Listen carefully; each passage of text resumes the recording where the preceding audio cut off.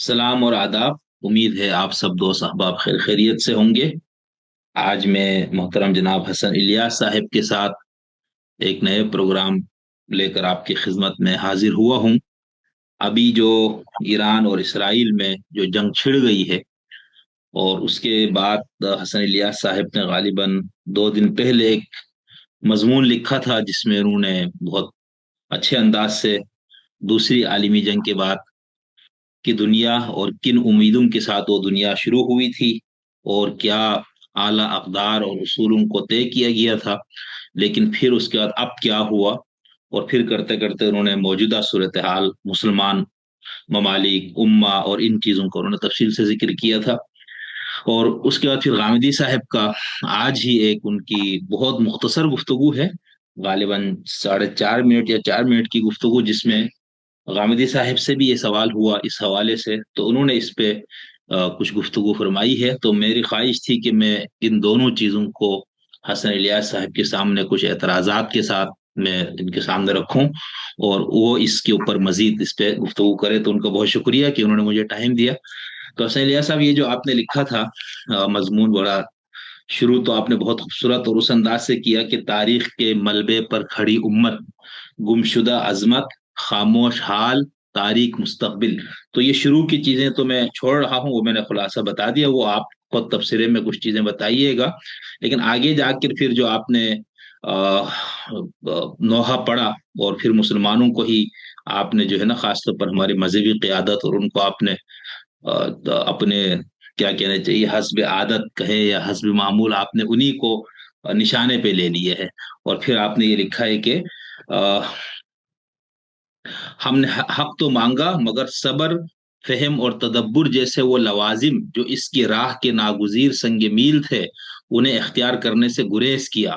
شہادت کو تو ہم نے ایمانی زیور کی طرح سینے سے لگائے رکھا، مگر زندگی کی پیچیدہ راہوں میں تعمیر اور تدریجی پیش قدمی کو ہمیشہ شکست کی نظر سے دیکھا۔ ہم نے نعرے ضرور سیکھے، مگر ان نعروں کی پشت پر کوئی حکمت عملی نہ تراشی۔ ہم نے احتجاج کو تو گلے لگایا، مگر خود احتسابی کو ایسا زہر سمجھا جس سے سامنا کرنے کی جرت نہ ہوئی۔ ہم بار بار جذبات کے شعلے تو بھڑکاتے رہے، مگر ان شعلوں سے چراغ بنانے کا حوصلہ کبھی پیدا نہ کر سکے۔ پھر آگے آپ نے موجودہ صورتحال کے ساتھ اس کو کنیکٹ کرتے ہوئے لکھا کہ اور جب کسی نے اس فکری روش سے ہٹ کر تعمیر و تجدید کی بات کی تو اسے مغرب کا اعلی کار اور ملت کا غدار گردانا۔ مذہبی قیادت کے تحت شکست کا یہ سفر فلسطین، لبنان، شام، یمن اور اب ایران، ہر جگہ وہی دعوی مزاحمت، وہی بے بصیرتی اور وہی نتیجہ، داخلی تباہی، خارجی تنہائی، اور ایک بار پھر وہی سناٹا جو ہر نعرے کو نگل جاتا ہے۔ تو صاحب، یہ اب تو بھائی ماشاءاللہ سے اسرائیل نے جب جارحیت کی تو اس کے بعد جو ایران نے ان کے اوپر جو میزائل داغنے شروع کیے، تو اس سے تو بالکل فتح جو ہے انشاءاللہ عنقریب امت کو اور مسلمانوں کو، اور خاص طور پر امام، نائب امام، ولی فقیہ، آیت اللہ العظمی امام خمینی سلام اللہ علیہ، یا سلم اللہ تعالیٰ کی قیادت میں انشاءاللہ اب شکست اسرائیل کا مقدر ہے۔ تو یہ جو کچھ آپ نے لکھا ہے یہ تو غلط ثابت ہوگی ابھی جو کچھ ہو رہا ہے۔ جی بہت شکریہ جناب شمس الدین حسن شگری صاحب، میں ممنون ہوں آپ کا، آپ نے اس طالب علم کو اظہار خیال کے لیے مدعو کیا۔ جس مضمون کا آپ نے حوالہ دیا ہے، وہ مضمون جس پس منظر میں نے لکھا ہے اور جس کی ابتدا میں نے ان چیزوں کو مرکزی نقطے کے طور پہ پیش کیا ہے، وہ اصل میں ایک انسان کے دل کے اندر جو داخلی اضطراب ہے، جو غم کی کیفیت ہے، جو اندھوناکی ہے، جو دنیا کا مستقبل اس کو نظر آ رہا ہے، اس پر اس نے اپنے نوحے کا اظہار کیا ہے۔ ہم یہ جانتے ہیں کہ دنیا کی تاریخ میں ہمیشہ سے غلبہ، جبر، تسلط، توسیع پسندی اور طاقت کے بل پر سلطنتوں کا وجود ہوتا رہا ہے۔ یہی سلسلہ تھا جس پس منظر میں مسلمان سلطنتیں منصہ عالم پر شہود پذیر ہوئیں۔ یہی سلسلہ تھا جس پر غیر مسلم قوتیں دنیا کے اندر آگے بڑھیں۔ میں نے جس چیز سے ابتدا کی تھی مضمون کی، وہ یہ تھی کہ دنیا کے شعور نے ایک کروٹ لی تھی دوسری عالمی جنگ کے بعد، اور وہ کروٹ بھی ابتدا میں کوئی بہت شعوری کروٹ نہیں تھی، بلکہ وہ نتائج کی سنگینی سے ڈر کر، سہم کر دنیا سوچنے پر مجبور ہوئی تھی کہ اگر اسی طریقے سے ہم نے معاملات کو چلانا ہے تو پھر شاید ہم آگے نہیں بڑھ سکتے۔ اس کے بطن سے کچھ اقدار پیدا ہوئیں جس کے اندر قانون کی حکمرانی، جمہوری روایات، حق کے خود ارادی اور اسی طرح سے لوگوں کے نقل مکانی کے حق کو مانا گیا۔ پھر یہ کہ کسی ایک خطے کے اندر اگر مختلف مذہب، رنگ، نسل کے لوگ ہیں، چلو ان کی کوئی قدر مشترک کو قومیت کا نام دے کے ان کی سرحدوں کو تحفظ دے دیا جائے، قومی سلطنتوں کا دور کا آغاز ہوا۔ اسی طریقے سے اقوام متحدہ وجود پذیر ہوئی، جس کے پس منظر میں یہ تھا کہ اب قبضے کی بنیاد پر آپ کسی چیز کو لیگلائز نہیں کر سکتے۔ تو ایک سفر تھا جس کا آغاز کیا انسانیت نے، لیکن میرا یہ کہنا ہے کہ اس وقت وہ جو خواب جس کو دیکھا گیا تھا، اگرچہ وہ خواب دیکھنے کے بعد اس کو پورا کرنے کے جو ناگزیر لوازم یا تقاضے تھے، انسانوں نے، بالخصوص ان قوتوں نے جنہوں نے اس کو وجود پذیر کیا تھا، امریکہ یا مغربی دنیا، کوئی بہت شعوری سفر نہیں کیا۔ یعنی اس سفر کے آغاز ہی میں ان کو خود روس کے ساتھ جو باہمی مخاصمت کا سامنا کرنا پڑا، اس کے اندر یہ نظریہ اپنی اسپرٹ کے اندر کبھی سامنے آ ہی نہیں سکا۔ مثلا اس کے اندر یہ تھا کہ جس وقت یہ اقوام متحدہ یا جمعیت الاقوام بنی کہ بھئی ایک عالمی فوج ہونی چاہیے جو اس طرح کے کسی جگہ پر ناانصافی ہو تو وہ مل کے انسانیت کی طرف سے لڑے، وہ کبھی سامنے نہیں آ سکا۔ پھر یہ حق استبداد جو ہے اقوام متحدہ کی فوج ہے نا، وہ امن فوج، کیا نام ہے جس کو ایک جی وہ جو فوج ہے اقوام متحدہ کی، وہ جو بنیادی قراردادیں یا تصور تھا اس میں اس فوج نے اصل میں عالمی جنگیں لڑنی تھی ظلم کے خلاف۔ اس وقت جو فوج ہے وہ ایک سیریمونیل سی فوج ہے۔ وہ فوج اصل میں وہ اس طرح کی فوج نہیں ہے کہ جہاں پر ظلم ہو، عدوان ہو، اقوام متحدہ خود سے بیدار ہو کر کچھ فیصلے کرے۔ وہ فوج تو اقوام متحدہ کی صرف اس طرح کی فوج ہے کہ جہاں پر آپ کو کوئی اور باقی قوموں کی فوجیں جانے کو تیار نہیں ہوتی تو ان کے مشترکہ دستے بن جاتے ہیں۔ اس فوج پر بھی اس وقت مختلف ممالک ہیں جن کی فوج شامل ہے، پاکستان کی فوج بھی اس کے اندر شامل ہے۔ تو وہ جو اصولی نظریہ تھا وہ یہ نہیں تھا، اصولی نظریہ اس سے مختلف تھا۔ اس سے مختلف تھا اور اس کے اندر بہت ساری چیزیں تھیں، میں اس کی تاریخ میں نہیں جانا چاہتا، لوگ اس کو دیکھ سکتے ہیں، لیکن کچھ نہ کچھ دنیا میں تبدیلی آتی ہوئی نظر آتی تھی۔ مثلا یہی بات کہ بھئی آپ اس چیز کو قبول نہیں کریں گے کہ اگر کوئی اپنی سرحدوں سے باہر نکل کے قبضہ کر لیتا ہے، اقوام متحدہ اس کو لیگل قبضہ نہیں مانے گی۔ پھر آپ یہ دیکھیے 70-80 کی دہائی کے اندر، یہاں تک کہ 80 تک، اقوام متحدہ کا جنرل سیکرٹری جب کوئی بات کرتا تھا، کسی موضوع پر کوئی اپنے غم و غصے کا اظہار کرتا تھا، تو دنیا کے اندر کچھ عالمی سطح پر شعوری طور پر اس پر غور کیا جاتا تھا، توجہ دی جاتی تھی۔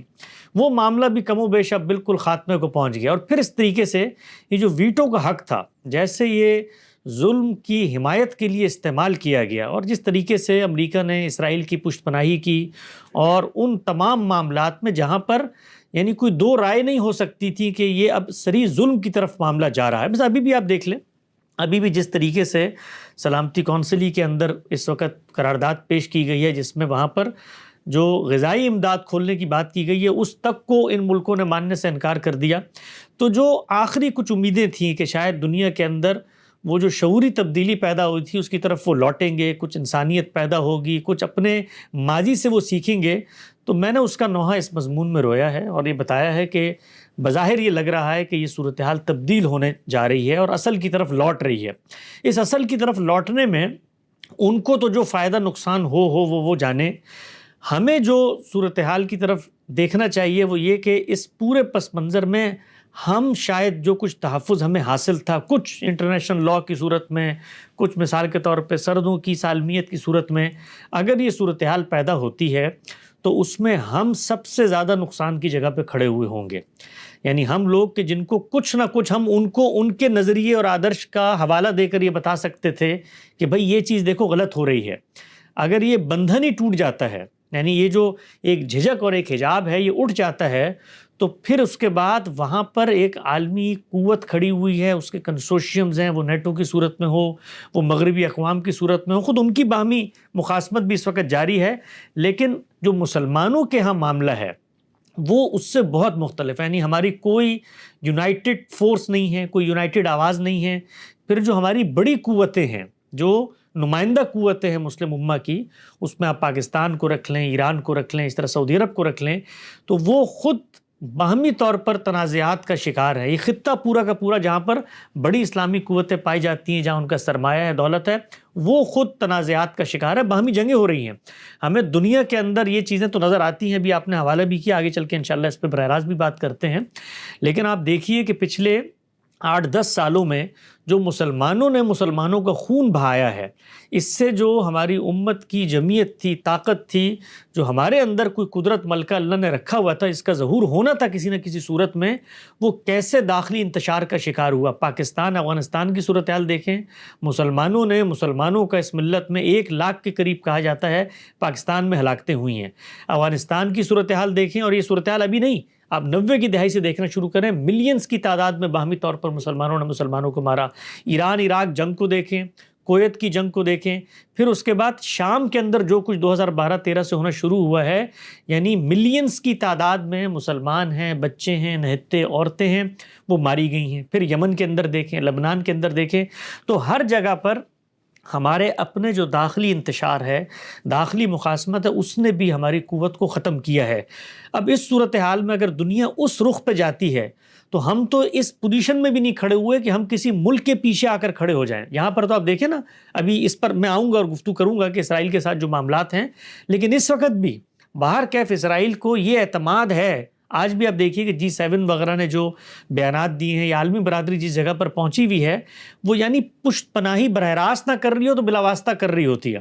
ہمارا کیا حال ہے؟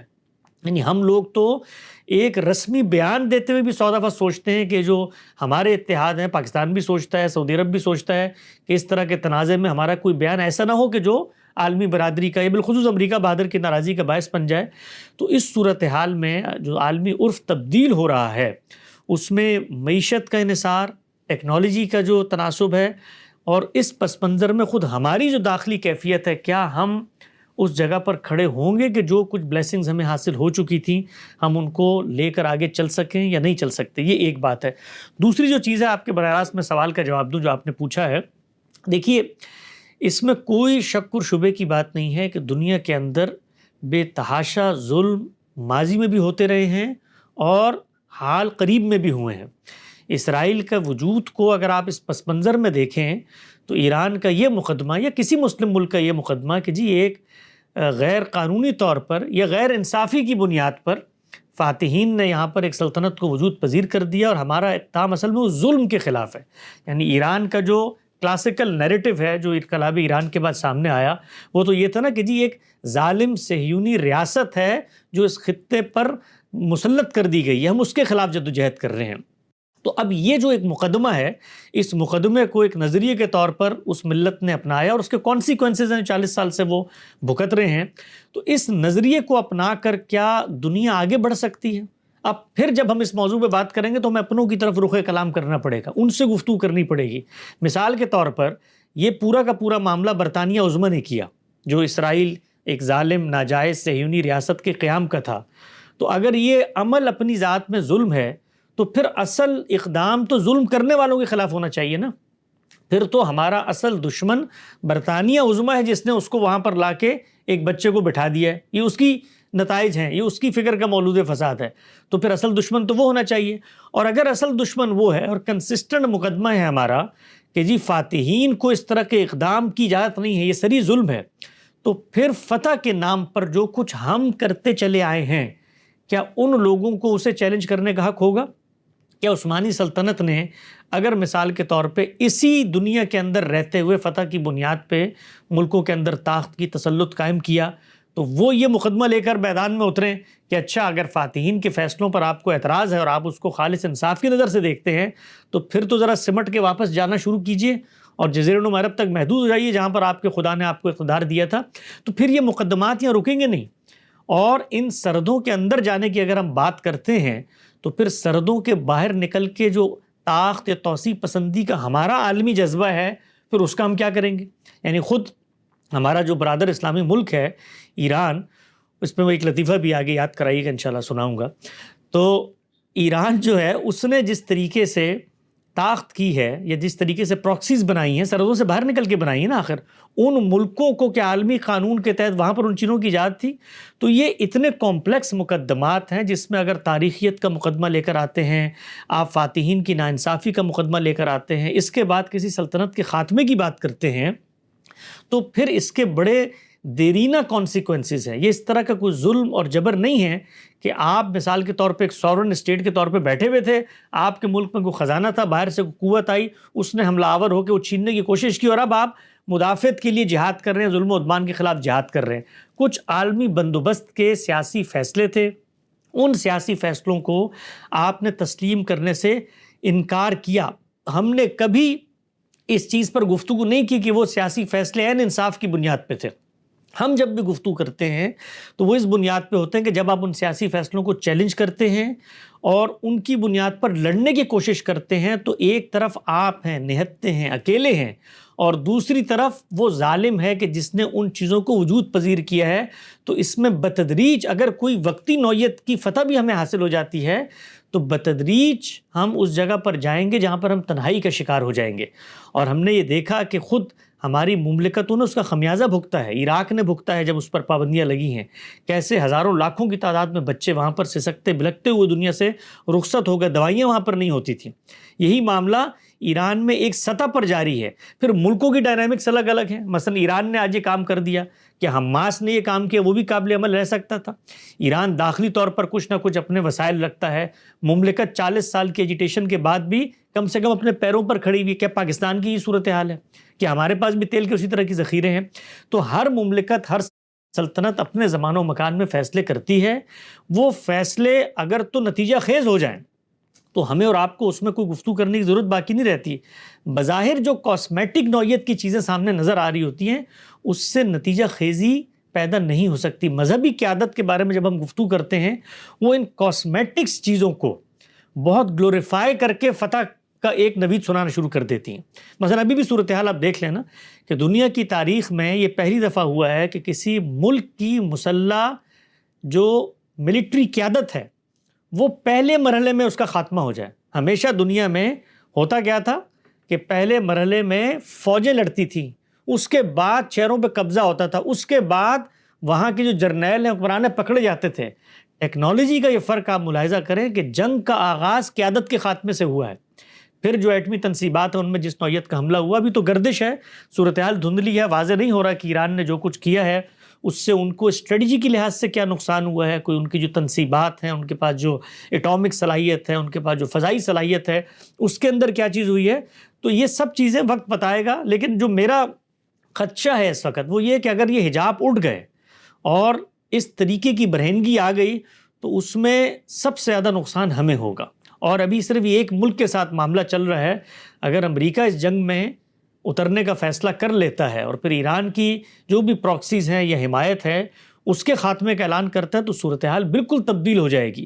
تو اگر ہم صورتحال کو وہاں لے جانے میں کامیاب ہو جاتے ہیں تو یہ ہماری کامیابی نہیں ہے، یہ مخالف قوتوں کی کامیابی ہے، چونکہ وہ جس نظریے پر کھڑے ہوئے تھے وہ نظریہ اب ان کا تبدیل ہوتا ہوا نظر آ رہا ہے.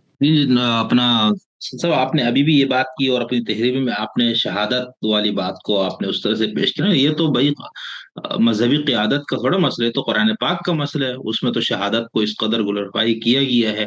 وَلَا تَقُولُوا لِمَن يُقْتَلُ فِي سَبِيلِ اموات ہے، احدى الحسنین کہا کہ بھائی تم جنگ کرو گے تو دو اچھائیوں میں سے ایک تو تمہیں ملنا ہی ہے، یا شہادت ہے یا وہ ہے.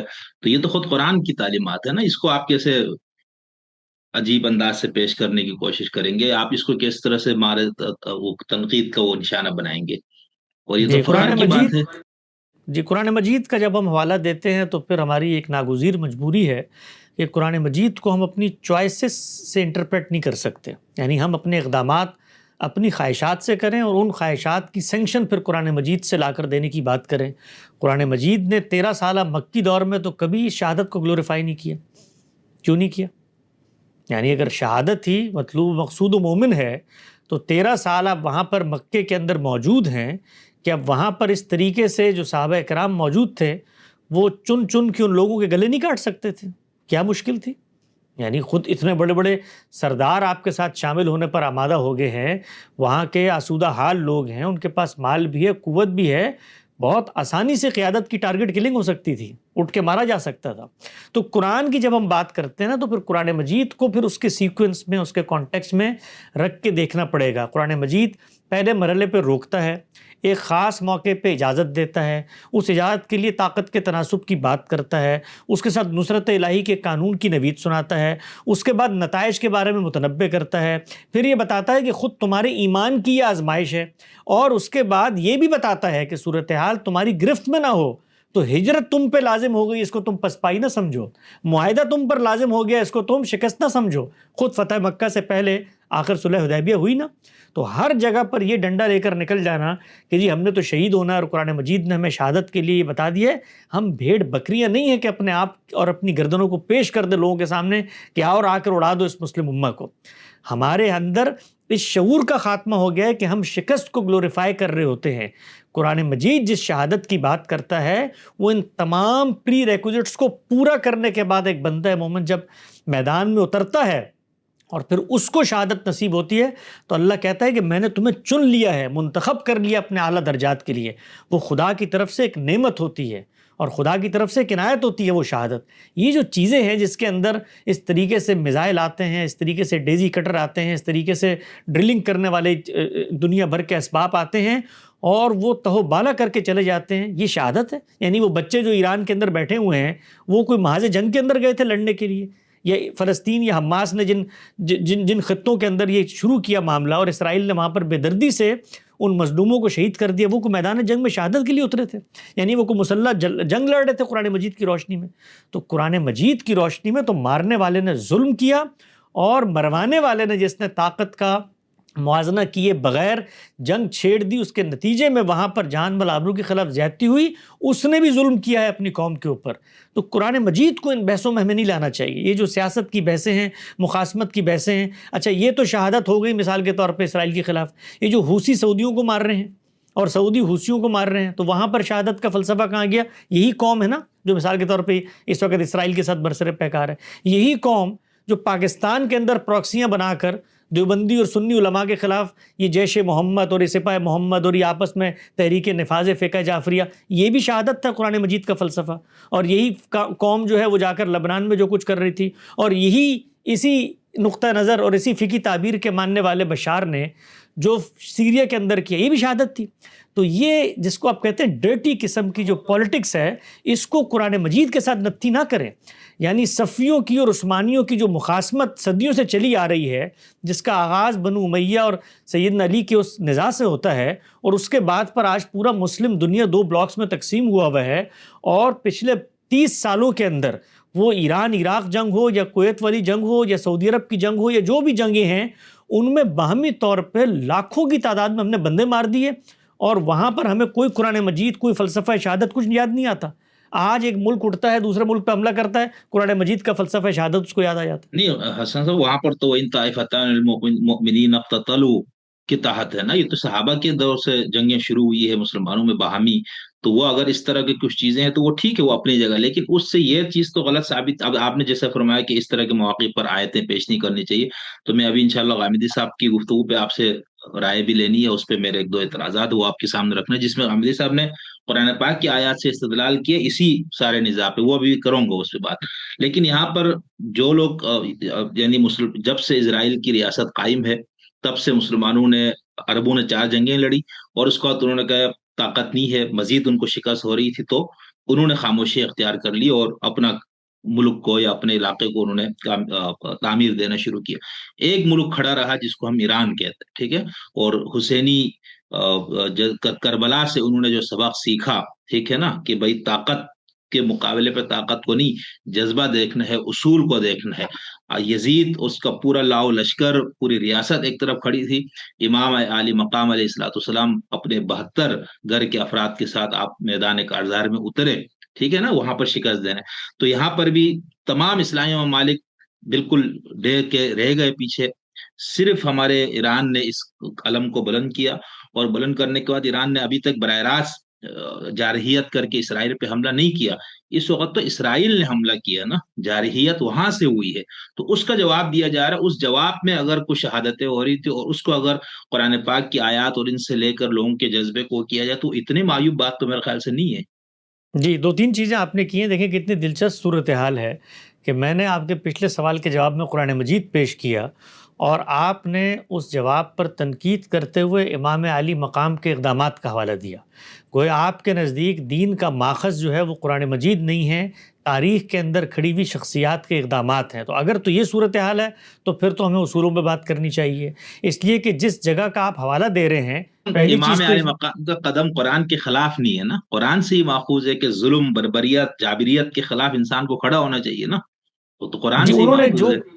انہوں نے جو کچھ کیا قرآن مجید کی روشنی میں، اس میں آپ کی تعبیر کیا ہے، ہماری تعبیر کیا ہے، اس پہ ظاہری بات ہے گفتگو ہو سکتی ہے۔ ہماری نظر میں تو انہوں نے کوئی اس طرح کا اقدام کیے ہی نہیں، بلکہ اس طرح کے اقدام جہاں پر ہو رہے تھے سرحدوں پر، وہاں پر قرآن کی روشنی میں جہاد اگر لازم بھی تھا تو اس کی طرف جانے کی بات کی۔ سیدنا حسین کے اگر پس منظر میں یہ بات شروع ہو جائے گی تو ایک نیا موضوع پیدا ہو جائے گا، لیکن میں محض حوالہ دے کے آگے بڑھتا ہوں کہ سید کا اقدام تو اس پس منظر میں تھا ہی نہیں، اور وہ بھی ایک نوعیت کی سیاسی کشمکش ہے، سیاسی جنگ ہے، وہاں بھی دین اور کفر کی جنگ اس کو بنانے کی کوئی ضرورت نہیں ہے۔ اس پہ دونوں طرح کے نیریٹو موجود ہیں، ہم نے بھی بڑی تفصیل سے اس پہ گفتگویں کی ہیں، ہمارا نقطہ نظر آپ وہاں پر جان سکتے ہیں۔ تاہم میں یہ ضرور کہوں گا کہ اس میں کوئی شک نہیں ہے، یعنی اس میں اگر کسی کو کوئی شک ہے تو وہ اندھے پن کا اظہار کر رہا ہے کہ اسرائیل نے جو کچھ اس کو حاصل تھا اس کے بعد اس نے جواز بنا کر مختلف چیزوں کو ظلم کیا ہے، اس میں کوئی شک و شبے کی گنجائش ہی نہیں ہے۔ یعنی یہ بات کہ جی اسرائیل کا وجود خطرے میں ہے اور اس کے تحفظ میں اس نے کچھ اقدامات کیے، اگر اس نیریٹو کو قبول بھی کر لیں تب بھی سرحدوں کی یہ توسیع اور اس کے بعد وہاں پر جو اس نے ان چیزوں کو جواز بنا کے ظلم کیا ہے، اس پر دو رائے نہیں ہو سکتی۔ یعنی اس کے ظلم ہونے پر گفتگو کرنا اس وقت عالمی ضمیر کے لیے بہت بڑا سوالیہ نشان ہے۔ اور میں آپ سے عرض کروں کہ وہ لوگ جو اس پس منظر میں کھڑے ہوئے تھے، یہ باتیں کرتے تھے کہ جی اسرائیل کو مجبور کر دیا گیا ہے، وہ بھی اب یہ کہنے پر مجبور ہیں کہ اس مجبوری کا اس نے جیسے فائدہ اٹھایا ہے اپنے توسیع پسندانہ نظریات کو جلا بخشنے کے لیے، وہ دنیا کے سامنے ہے۔ یعنی اس پر اگر حملہ ہوا بھی تھا تو جو سرحدیں اس کو دی گئی تھیں ان کو اس میں واپس جانا چاہیے تھا۔ ایران کا جو مقدمہ ہے اس کے خلاف اگر تو اس تاریخی مقدمے کے اوپر ایران کھڑا ہوا ہے کہ مثال کے طور پر جو سرحدیں تھیں 67 سے پہلے کی، جو اس وقت عالمی برادری بھی مطالبہ کرتی ہے اسرائیل پر کہ آپ اس میں واپس جائیں، یہ جو گرین لائن طے کی گئی تھی، تو اس پر کچھ دنیا آگے بڑھ سکتی ہے، گفتگو ہو سکتی ہے، بات چیت ہو سکتی ہے۔ ایران جو مطالبہ لے کر اٹھا ہے وہ مطالبہ اس سلطنت کے خاتمے کا مطالبہ ہے۔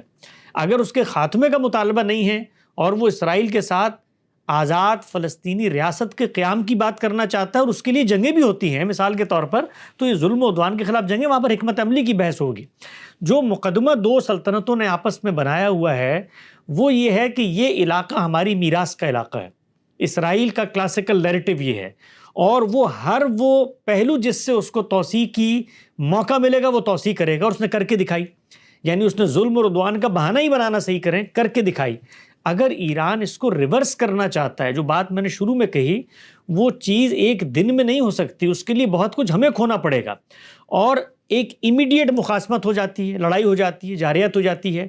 اس کے اندر ایران ایک مقدمہ لے کر کھڑا ہوا ہے، وہ دوسرا مقدمہ لے کر کھڑے ہوئے ہیں، تو یہ حقیقت میں سیاسی تنازعات ہیں۔ اس کو کفر و اسلام کی جنگ نہ بنائیں، یعنی یہ سیاسی تنازعات ہیں۔ اس خطے کے اندر مثال کے طور پہ آپ عالمی فاتحین کے کسی فیصلے کو ناانصافی سمجھتے ہیں تو یہ آپ کا سیاسی نقطہ نظر ہے۔ عالم اسلام عملاً اس فیصلے کو قبول کر کے کھڑا ہوا ہے۔ تو اس سیاسی مخاصمت کے کچھ کانسیکوینسز ہیں، کچھ نتائج ہیں۔ وہ جو مملکت لے کے اٹھے گی وہ بھگتے گی۔ وہ مملکت اس کو ظلم اور عدوان سمجھتی ہے تو اللہ تعالیٰ ان کے لوگوں کی شہادت کو قبول فرمائے گا، اللہ تعالیٰ ان کی اس اخلاص کی ان کو قیمت ادا کرے گا۔ لیکن اس کو دینی تناظر میں آپ بحث بنا کر یہ کہیں کہ اب اللہ کی مدد آئے گی، نصرت آئے گی اور یہ خدا کے بتائے ہوئے طریقے کے مطابق جنگ کا آغاز ہو گیا ہے، تو اس کے بہت سارے پری ریکوزٹس ہیں، بہت سارے پہلو ہیں۔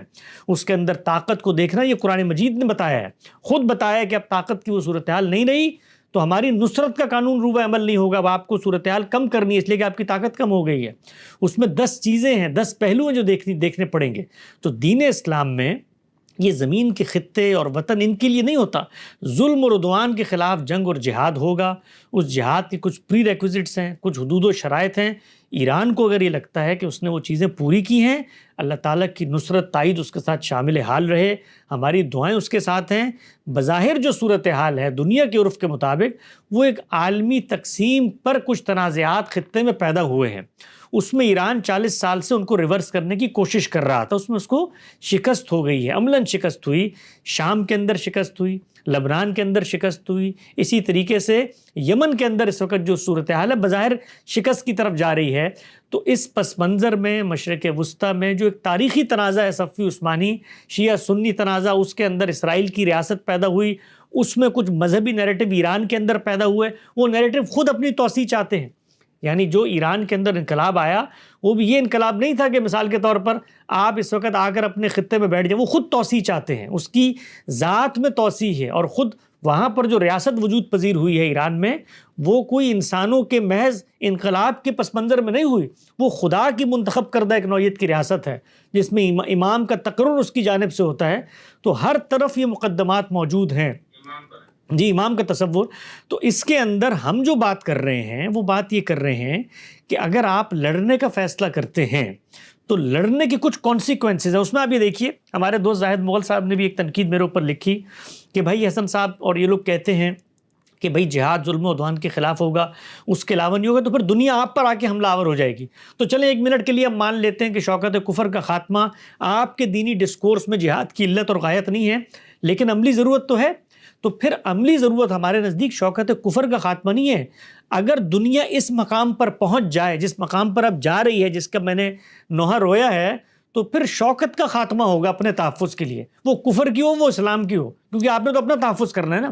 پھر پاکستان نے افغانستان سے اپنا تحفظ کرنا ہے. اگر اس کو یہ خطرہ ہو کہ افغانستان اوپر جائے گا تو اس پہ طاقت کر لے گا، جیسے دنیا میں ہمیشہ سے ہوتا چلا ہے، تو پھر کفر کی شوکت کی بات نہ کرے. تو پھر اس پس منظر میں ایران جہاں پر کھڑا ہوا ہے اس سے تو پھر پاکستان کو خطرہ لاحق ہو جاتا ہے، اس سے سعودی عرب کو خطرہ لاحق ہو جاتا ہے. تو یہ دنیا جس طرف لے کر جانے کی کوشش میں عالمی برادری لگ گئی ہے، اگر مسلمان بھی اس رخ پر چل پڑتے ہیں تو اس کا نقصان اور کسی کو نہیں ہوگا، صرف اور صرف ہمیں ہوگا. اس لیے کہ معیشت کی دوڑ میں ہم جہاں پر کھڑے ہوئے ہیں، عالمی اتحاد میں مسلمانوں کی جو صورتحال ہے وہاں پر جہاں ہم کھڑے ہوئے ہیں، اس میں اگلوں کو اگر موقع مل جائے ہمیں روندنے کا، تو آپ دیکھیں کہ خس و خاشاک کی طرح زمین کے پیٹ سے ہمارا صفایا ہونا شروع ہو جائے گا. ایسا آپ نے بھی اپنی گفتگو میں ابھی تک مسلسل ہم اور اپنے مضمون میں بھی آپ نے امت کا بار بار ذکر کیا. ابھی آخری جملوں میں بھی آپ نے یہ بات کی. تو یہ آپ لوگ، میں تو سمجھ رہا تھا کہ شاید آپ لوگ یہ چیزیں استعمال نہیں کرتے. یہ تو باقی ہمارے مسالک کے لوگوں کا یہ خیال ہے کہ بھائی آپ قومی ریاستوں میں رہتے ہوئے وہ الفاظ وہ اصطلاحات استعمال کر رہے ہیں جیسے آپ سلطنتوں میں ہے اور پوری دنیا مسلمانوں کے خلاف جنگ میں. ایسا تو نہیں ہے نا. دنیا کی جو لڑائی ہو مسلمانوں سے یا اسلام سے تو نہیں ہے نا، وہ تو دو ریاستوں کی لڑائی. تو آپ بھی یہ بار بار استعمال کریں تو اس سے تو یہی تاثر ہو جا رہا ہے کہ آپ بھی اسی چیز کے قائل ہے کہ اسرائیل، امریکہ، یہ سب مل کے مسلمان اور اسلام کے خلاف جنگ کر رہے. تو یہ نقطۂ نظر ٹھیک ہے کہ آپ لوگوں کا؟ نہیں، یہ تو اصل میں دیکھیے مذہبی جو بیانیہ ہے وہ ان جنگوں کو اس پس منظر میں لیتا ہے. ہم جب تنقید کرتے ہیں، کیسے لیے آپ نے بار بار کہا ہم کمزور ہے، ہم یہ ہے. تو بھائی ہم سے کیا مراد؟ پاکستان مراد ہونا چاہیے نا ہم سے. نہیں، ہم سے مراد یہ ہے کہ جس وقت مسلمان کسی نیریٹو کے پیچھے لڑنے کا فیصلہ کرتے ہیں تو کوئی پیچھے آ کر کھڑا ہوتا ہے نا ان کی. یہ بات ٹھیک ہے آپ کی، میں اس سے انکار نہیں کرتا کہ اس وقت دنیا کے اندر جو عالمی بلاکس بن چکے ہیں اس میں مذہب کوئی بنیادی حیثیت نہیں رکھتا. مثلاً عین ممکن ہے کہ کل ایران کے پیچھے روس اور چین آ کر کھڑے ہو جائیں. اس وقت ہندوستان پاکستان کی لڑائی تھی تو اگر ہم کلمہ توحید کے ماننے والے ہماری مشرکوں سے لڑائی تھی تو ایک دوسرے بڑے مشرک نے آ کے ہماری حمایت کی اور اس کی وجہ سے ہم جنگ جیت گئے.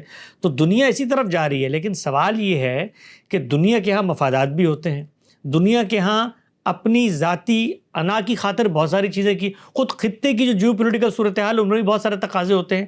ہم جب چیزوں کو مذہب کی بنیاد پر لے کر چلتے ہیں، ہم چلتے ہیں، مسلم امت چلتی ہے. مثلا ایران یہ جو مقدمہ پیش کرتا ہے اسرائیل کے خاتمے کا، تو اس کے اندر مسجد اقصیٰ کی وہ جو دینی حیثیت زیر بحث آتی ہے کہ نہیں آتی؟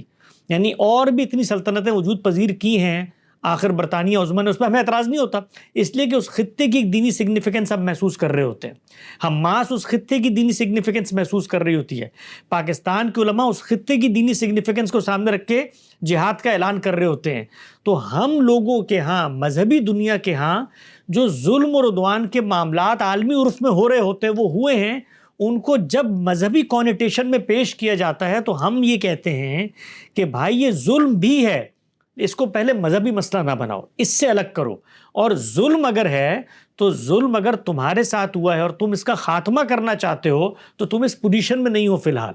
دیکھیے غامدی صاحب نے بھی جو بات کہی اور میں نے بھی اپنے مضمون میں جو بات لکھی وہ یہ کہ عالمی سطح پر شکست کے باوجود، اور مسلمانوں کی یہ شکست اگرچہ جن کو ہم کہتے ہیں نا مسلمانوں کی جو حکومت تھی 1000 سال، وہ 1000 سال کی حکومت آپس میں بھی لڑ لڑ کے مر رہے تھے، یعنی ہندوستان کے اندر مغلوں نے اس سے پہلے لودھی اور لودھیوں نے تغلقوں سے وہی خاندان چھینا تھا، خود عثمانی اور صفوی مسلمان ہونے کے باوجود لڑ رہے تھے، تو ہماری وہ بھی 1000 سالہ جنگ اور اقتدار بھی مخاصمت ہی کا اقتدار تھا، لیکن بہر کیف گلوبل سطح پر 3 سلطنتیں موجود تھیں، وہ عثمانیوں کی تھی آخر میں، اس سے پہلے صفویوں کی تھی، اور اس سے پہلے یہاں پر مغلوں کی تھی۔ اب یہ جو سلطنتیں ہیں ان کا بھی خاتمہ ہو گیا۔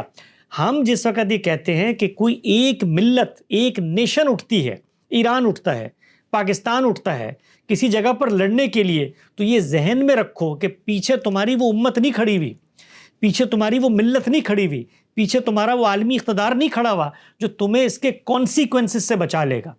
وہاں پر اس سے مختلف صورتحال ہے، مذہبی بنیادوں پہ نہیں ہے، مفاد کی بنیادوں پہ، فتح کی بنیادوں پہ۔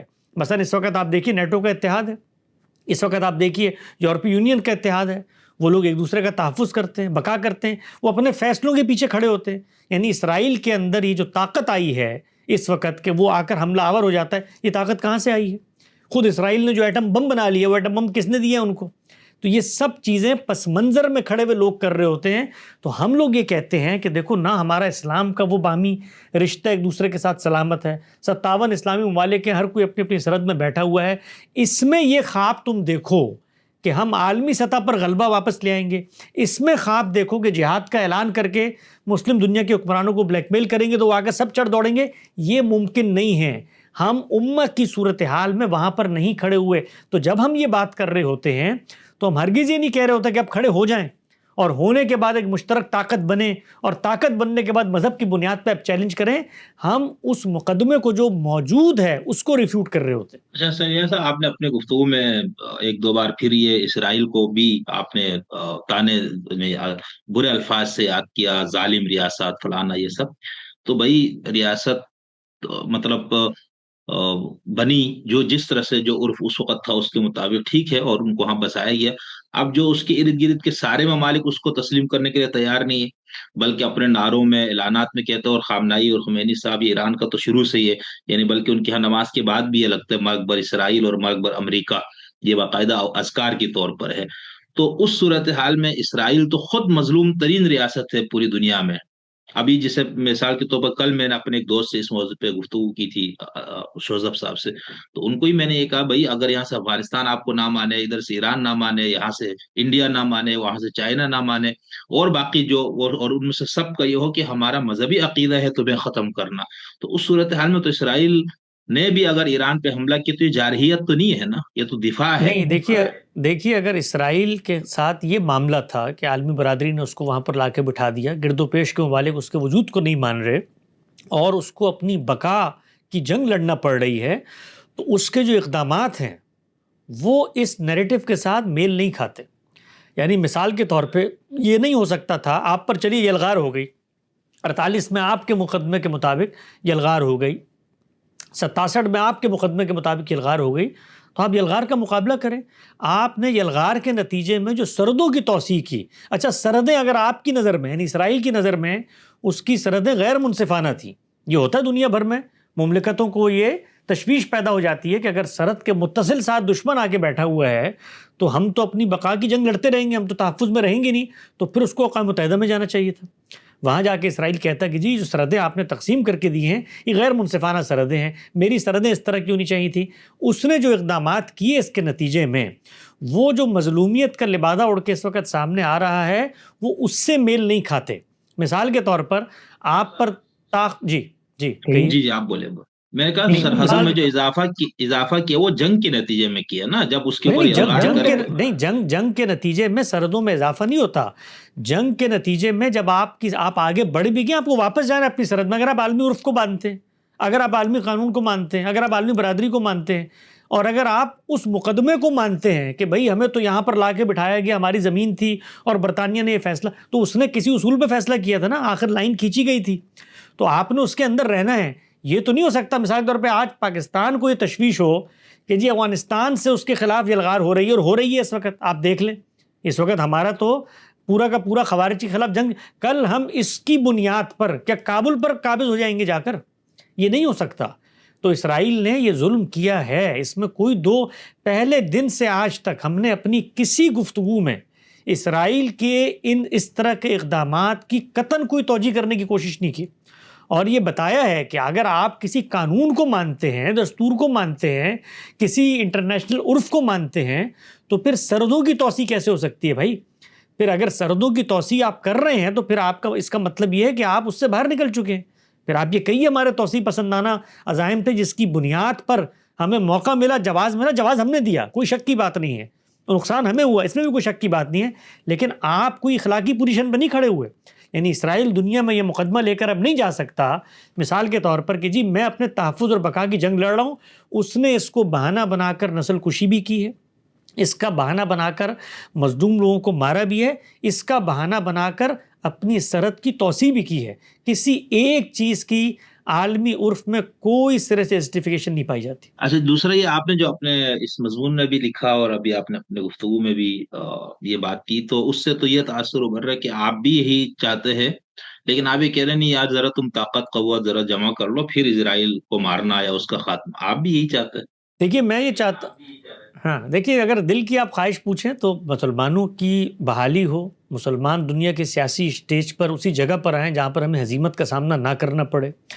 ہماری قوم کے اندر اللہ تعالیٰ نے اسی طرح کے انسان پیدا کیے ہیں جیسے مغربی اقوام میں ہوتے ہیں، ان کے اندر بھی صلاحیت ہے، ان کے اندر بھی ٹیلنٹ ہے. جو خطے ہمیں مل گئے ہیں اسرائیل جی کو ختم کیا جائے، اسرائیل کا خاتمہ خاتمے کیا جائے. خاتمے کی جب آپ بحث کرتے ہیں تو خاتمے کی بحث جو ہے وہ اصل میں بہت سارے اور مقدمات کا پنڈورا باکس کھول دیتی ہے. خاتمے کی بحث تو میں وہ سب کچھ آپ کو مل گئی نا، آپ کے وقت آپ کی نصیحت پہ عمل کیا مسلمان ممالک نے، اور اچھی طرح انہوں نے طاقت قوت حاصل کر کے نہ صرف مقابلہ کرنے کی بلکہ شکست سے فاش دینے کی صلاحیت میں آ جائے تو پھر ان کو کرنا. وہاں پر اگر تو وہ مسلمان ہے تو پہلے تو ان کو قرآن مجید سے کچھ چیزوں کو کوالیفائی کرنا ہوگا. ہمارے دین میں کوئی اسرائیل ہو، کوئی فلسطین ہو، کوئی پاکستان ہو، سلطنت کے حصول کے لیے جنگیں نہیں ہو سکتی، یہ دین نے طے کر لیا. تو اسرائیل کے خلاف کوئی اخلاقی مقدمہ ہے تو وہ اخلاقی مقدمہ پہلے کوالیفائی ہوگا، اور بحیثیت مسلمان پر کنسسٹنسی کے ساتھ وہ اخلاقی مقدمہ کیا ہے مسلمانوں کا؟ وہ یہ ہے کہ جی خطے کے اندر یہاں پر ناجائز طور پہ ان کو بٹھا دیا گیا تھا، یہ خطہ ہماری ملکیت ہے. مثال کے طور پر اگر یہ مقدمہ ہے جیسے ہاں یہ بات جو ہے، یہ بات اس پر کافی بحث ہو سکتی ہے. یہ ایسا نہیں ہے کیونکہ اس ملت کے ساتھ، اس زمین کے ساتھ ان کا رشتہ ہم سے پرانا ہے، اور اس کی بنیاد پر یہی میں کہتا ہوں جو میں نے آپ کے ساتھ ایک پوڈ کاسٹ میں بھی گفتگو کی تھی کہ اگر تاریخیت کا مقدمہ کھول دیتے ہیں تو پھر یہ ایک لمبا پنڈورا باکس ہے. پھر آپ کو مسلمان کے بارے میں اللہ نے یہ کہہ دیا ہے کہ تم تضاد میں نہیں جی سکتے. تو پھر تاریخیت کے مقدمے پہ ہندوستان کے ساتھ جو ہمارا ریلیشن پیدا ہوتا ہے اس کا بھی نظر ثانی کرنی پڑے گی. ترکی کو نظر ثانی کرنی پڑے گی کہ ساری جو آگے کی ریاستیں اس نے حاصل کی. تو مقدمہ کیا ہے؟ مقدمہ اگر دینی بنیاد ہے، اس کی ظلم اور عدوان ہے، تو اس کو عالمی ضمیر کی سطح پہ کوالیفائی ہونا چاہیے. مثال کے طور پہ اگر آج میں آپ کی جگہ پر ہوں اور مسلمانوں کو طاقت حاصل ہو جائے تو پہلا کام جو اسرائیل کے ساتھ ہوگا وہ ہوگا کہ اپنی جو سرحدیں عالمی عرف نے طے کی تھی اس کو واپس پہنچایا جائے.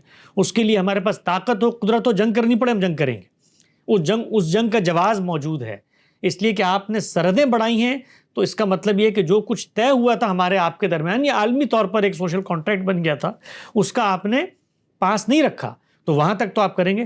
سلطنت کا خاتمہ اس لیے کہ ایک فاتح نے وہاں پر اس کو لا کے بٹھا دیا تھا، تو پھر فاتحین نے جتنے فیصلے دنیا میں کیے وہ سب ریورس ہونے چاہیے. تو اصول ہونا چاہیے نا، اصول تو کنسسٹنٹ رہے گا.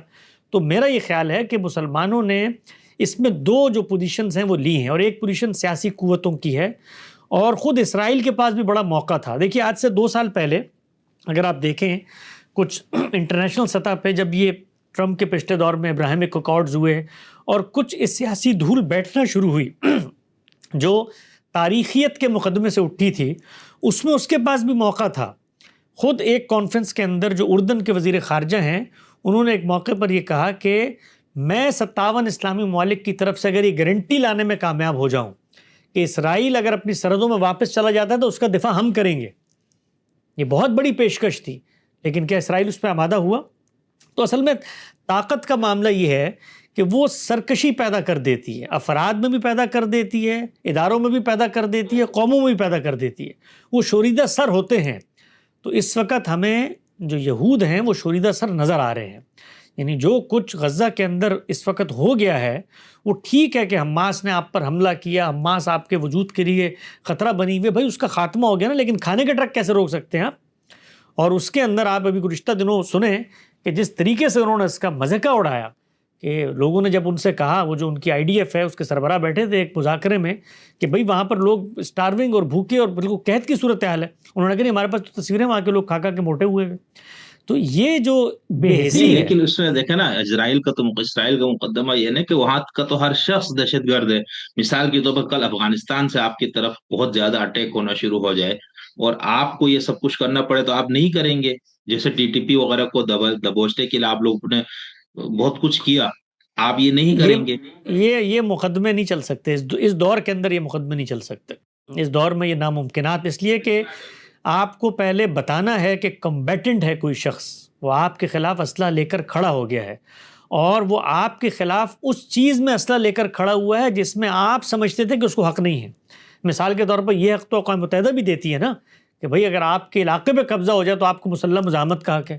تو یہ کہ عالمی عرف کے مطابق بھی آپ اس شخص کو دہشت گرد تو کم سے کم نہیں کہہ سکتے. اور باقی بات یہ ہے کہ بھئی یہ طاقت کا کھیل ہے. اس کے اندر آج ایک دہشت گرد ہوتا ہے، کل وہ ہیرو بنا ہوا ہوتا ہے، طاقت اس کو مل جاتی ہے.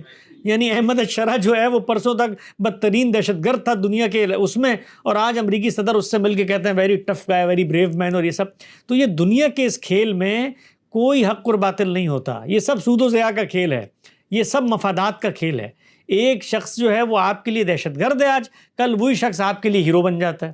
وہی طالبان آپ کے لیے ہیرو تھے جب وہ روس کے خلاف لڑ رہے تھے، آج وہ دہشت گرد بن گئے. کل انہی طالبان کو چین سے لڑوائیں گے تو پھر یہ عالمی ضمیر کو قابل قبول ہو جائیں گے. تو اس میں ہمیں یہ دیکھنا ہے کہ اگر ہم دین کو لے کر آ رہے ہیں تو دینی نظریات پہ کمپرومائز نہیں ہونا چاہیے. ہم نہیں مار سکتے کسی نان کمبیٹنٹ کو، یہ ہمارے دین نے ہمیں بتا دیا. ہم نہیں جنگ کر سکتے توسیع پسندی کے اصول پر، ہم نہیں جنگ کر سکتے کسی وطن کی غرض. ہمیں جنگ کرنی ہے نظریے پر. وہ نظریہ کیا ہے؟ ظلم اور عدوان کا خاتمہ. اس کے کچھ پری ریکوزٹس ہیں، پورے ہوتے ہیں تو ہم کریں گے، نہیں پورے ہوتے تو نہیں کریں گے. اور یہ جو جیو پولیٹیکل صورتحال ہے اس میں فیصلہ بھی لوگوں نے کرنا ہے.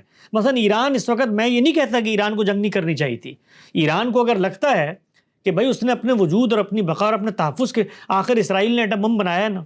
اسرائیل دنیا کے کسی اس کنسورشیم کا حصہ نہیں ہے جو لوگوں کو، انسپیکٹر کو اجازت دے آ کر ایٹم بم گننے کی. ایران ہے. ایران نے اعلان یہ کہا ہے کہ ہم بم نہیں بنانا چاہتے، لیکن مثال کے طور پہ خفیہ طور پہ اندر بنا بھی رہے ہوں تو بھائی عالمی ضمیر کے لیے یہ کون سے مسئلے کی بات ہے؟ آخر دنیا کے اندر، مطلب اسرائیل نے اعلان کر کے بم بنایا تھا، پاکستان نے اعلان کر کے بم بنایا تھا. طاقت کا کھیل ہے. اس طاقت کے کھیل میں ہمارے بھائی زاہد مغل صاحب یہ کہتے ہیں کہ پھر ایران کو تو یہ حق، بھائی جب آپ طاقت کے کھیل میں اتریں گے تو پھر مظلومیت کا نوحہ نہ پڑے.